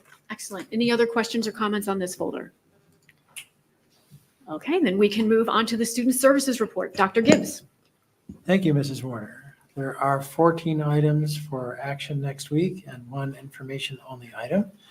The items are the agreement between the North Allegheny School District and Wesley Family Services, early admission 24-25 school year approval, blind visually impaired support service agreement with the Allegheny Intermediate Unit Children's Institute, deaf and hard of hearing support service agreement with the Allegheny Intermediate Unit, music therapy support services agreement with the Creative Therapies Enterprises, staffing agreement between North Allegheny School District and Stat Medical Staffing Services, the School of McGuire Memorial Agreement, University School College Preparatory Enrollment Contracts, Students with Exceptional Abilities Extended School Year Agreement, the BAYADA Home Health Care Contract, Presley Ridge Day School Autism Addendum. There's a settlement agreement, an enrollment agreement with MHY Family Services Longmore Academy, and the school services agreement with the AIU Travel Instruction Program. The information-only item has to do with North Allegheny will continue to partner with Kaplan to offer the online SAT prep courses for interested students for the 24-25 school year, and the cost will be the same as it was in the previous year. And all of those courses will be offered online. Any comments? No, I have no comments. Anyone else with comments or questions? My only comment is this is the time of year I'm glad this is no longer my folder. Moving on to the superintendent's report, Dr. Highland. Thank you, Mrs. Warner. We have two items for board consideration. First one is an agreement with Pathways Consulting and Wellness Services for our police officers should they need any mental help. And we also have the professional seminars and professional development. Obviously, with the information only, we reviewed the comprehensive plan that the board spoke about tonight. And we also have two first reads for policies. The first one is policy 007, which is the policy manual access. And we have policy 011, principles for governance and leadership. And the board has had the opportunity to have both of those policies over the past 3 weeks, I believe, 4 weeks. Does anyone have any questions or comments on this report? Okay, seeing none, we are done with our reports and we will move on to our speakers on non-voting items. We have one pre-registered speaker who will get 5 minutes. Then we will move on to any non-registered speakers. Ms. Hartman, would you like to join us at the podium and please state your name and address for our records?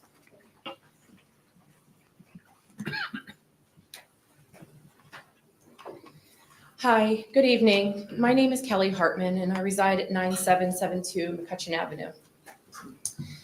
I'm here tonight as a concerned parent and to advocate for my son, Noah Hartman. I'm requesting the participation of my child, Noah, on the North Allegheny swim team. Noah will be a 10th grader at NAI this year and he has been diagnosed with autism. Despite the challenges he faces, Noah has shown remarkable interest and talent in his swimming career so far. North Allegheny prides itself on the best. The slogan that I see throughout North Allegheny schools, email, and communications on our back wall all say, preparing all students for success in a changing world. I'm here to ask that you be the best and prepare all students, including Noah and other special needs children, for success in a changing world. Inclusion in extracurricular activities like swim team offers numerous benefits for children with special needs. Participation in sports can enhance physical fitness, social skills, and self-esteem. For Noah, being a part of the swim team would provide a sense of belonging and an opportunity to develop essential life skills. I understand that accommodating special needs students may require additional resources and modifications. However, I am confident that the benefits far outweigh any potential challenges. Studies have shown that inclusive sports programs can foster a supportive, accepting school community benefiting all students, both special needs and our typical functioning students. To facilitate this process, I am requesting an individualized approach, not only for Noah, but all athletes with special needs. Just as he was given accommodations to tour the school before the start of school, I ask that he's allowed to tour the pool and meet the coaches prior to tryouts. A pre-tryout or training session to familiarize him with the environment and what to expect would be incredibly beneficial. Furthermore, encouragement and support from the coaches would help ease his transition and boost his confidence. Having an autistic child on the swim team would not only be viewed as an inclusion opportunity for Noah, but also an encouragement to other autistic children and their families through the WPIAL. It demonstrates the school's commitment to diversity and inclusion in all aspects of student life. I would hope that when I get this opportunity to talk with a coach, I won't be told that there is limited to no space in the pool because there are so many swimmers. I've done a little bit of homework. I understand that in 2013-2014 swim team year, there were 50 swimmers. Last year, there were 42, indicating that the team has managed larger numbers in the past. I sent an email to 11 recipients last Wednesday, July 31st, regarding this matter. School board, I can forward that email to you tonight when we're finished here. If you would like to see that, just let me know. Today, I received a call from Bob Bizzuto, the athletic director, who explained that the delay in responding was due to the coaches being on vacation and he wanted to speak to them first. Our conversation was encouraging and positive. Mr. Bizzuto shared some great ideas that he will email me this week to help with Noah. And we both agreed that we want the best for our students and athletes. I will stay in close contact with him to continue this discussion. Although I signed up to speak and I wrote most of this prior to my conversation with Mr. Bizzuto, I still wanted to bring the issue to your attention. I still ask that you encourage all departments of athletics to accept and promote inclusion. At this time, although I have already talked to Mr. Bizzuto, I kindly request meeting with the North Allegheny swim team coaches and relevant staff to discuss this matter further. I am eager to work together to find a solution that aligns with the school commitment to inclusive education and provides Noah and other students, all students with special needs, the opportunity to thrive in an activity that they are passionate about. I am asking that you rise to this challenge. Choose to help one adapt and overcome their fears, to break personal 30 goals seconds. and thrive among their peers, to give them opportunity to be among many. I'm sorry. School board, thank you for your time. Thank you for your attention and considering this request. I look forward to your positive response, and I am hopeful that Noah will have the chance to be a valued member of the North Allegheny swim team. Thank you very much for your time. Thank you for joining us this evening. Do we have any other speakers on non-voting items? Please state your name and your address for the record, and you will have 2 minutes, and after that point, the microphone will be turned off. Thank you. My name is Ursula Lessick, living at 8832 Maple Street in McCandless Township. Inclusive education means every student is valued because of their strengths, their gifts, and even their challenges, as disability is simply diversity. Separate classrooms and separate schools are not in the best interest of any student. Having segregated classrooms and pull-out services are not consistent with preparing all students for success in a changing world, as it's not reflective of the community. It is not reflective of the secondary education experience they go to, and it certainly is not reflective of the workplace. No one should feel less than because of the support they are receiving, and Tiger Pride cannot exist when students do not feel they belong. Everyone benefits from meaningful participation with diverse peers.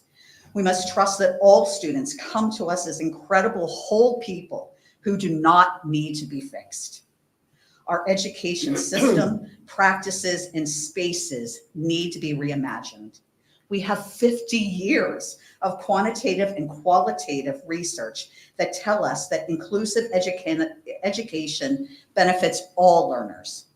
Inclusive education in classrooms support all students in rich learning and social opportunities. It is critical and challenging work. It 30 is the seconds. hard work that North Allegheny needs to address as part of the strategic plan to fully live into preparing all students for success in a changing world. We ask for your support. Thank you. Any more speakers on non-voting items this evening? Mr. Harrison. You know the drill.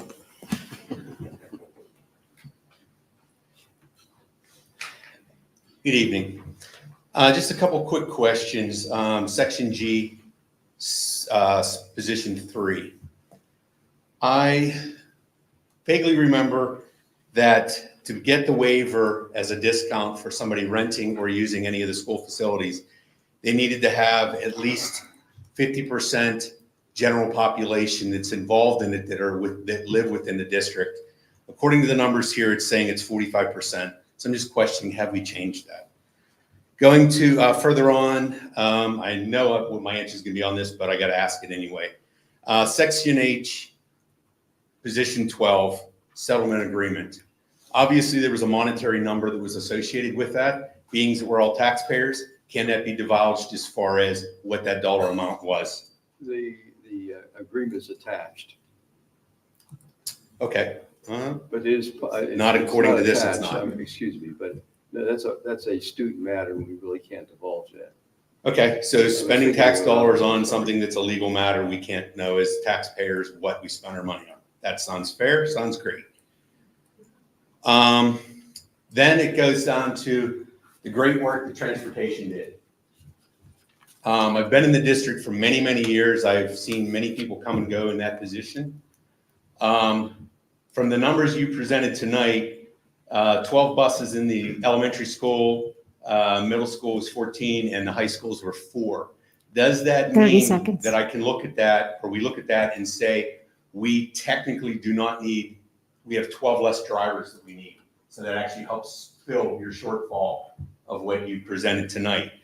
25 minutes in the morning is great. The question is for the elementary students coming home, what does that affect as far as their time coming home? Because there's a lot of parents that work, and that's going to change the way their schedules are. So can that be put out there so people can know sooner than later? Your time is up. And the last couple things I'll just say real quick, less miles driven on those buses means less maintenance, which means save us money, which means the buses last longer. Thank you, Mr. Harrison. Any more speakers on non-voting items? Okay, seeing none, we have announcements and reminders. Anyone on the board wants to contribute? I would just, Mrs. Blackburn. Thank you. I just wanted to mention, in case people didn't realize, that one of our former students competed in the Olympics, and I believe he took 9th place in the decathlon. And it was pretty amazing to see I know he graduated in 2018 from North Allegheny, and it was pretty amazing for me to see him several times on TV. To even make the Olympic team is an unbelievable honor. So I thought that it was just really something. And so congratulations to him and his family and to North Allegheny, because that was quite a feat. Another person who actually went to high school with me, her son got a gold medal. So that was pretty amazing also. So it's been a great Olympics for North Allegheny. Thank you. Thank you, Mrs. Blackburn. I did enjoy watching Mr. Owens Del Mare in the decathlon. The Olympics have not been good for my productivity the last couple of weeks. Mr. McClure. Oh, thank you. Thank you. Didn't mean to interrupt what you were about to say, but I wanted to thank our student reps for being here tonight. This is one meeting earlier than we normally see them, so and to sit through a long meeting. So welcome to Julianne and to Carson, and welcome for what's going to be many more meetings ahead. So thank you for being here. And they are allowed to leave at any time, and we actually expect them to leave during the school year after they give their announcements, because some of the meetings do go long, and we know you have other work. Thank you, Mr. McClure, for recognizing them. And I agree. Thank you guys for being here. And next week, I think will be shorter. And to close, I just wanted to recognize Mr. Kirk one more time. And I talked to you at the meeting last in June, our regular meeting in June, and you were not planning to be here tonight. Today is your last official day. You were not planning to come to this meeting. So I'm sorry you had to come, and I'm also sorry that people are going to say nice things again, because I could tell how uncomfortable you were about that last month. But the fact that you are here just exemplifies the kind of employee, the kind of person you are, because we needed you here this evening to make this presentation, and you didn't hesitate. You stepped up, and even though you had plans to travel somewhat soon, and so just on behalf of the yeah. I think I can say this on behalf of the whole board. Thank you again for all your service. Enjoy your retirement. Please put your phone on mute so that, in case someone calls you by accident, that you are enjoying your vacation time and your retirement. Thank you again.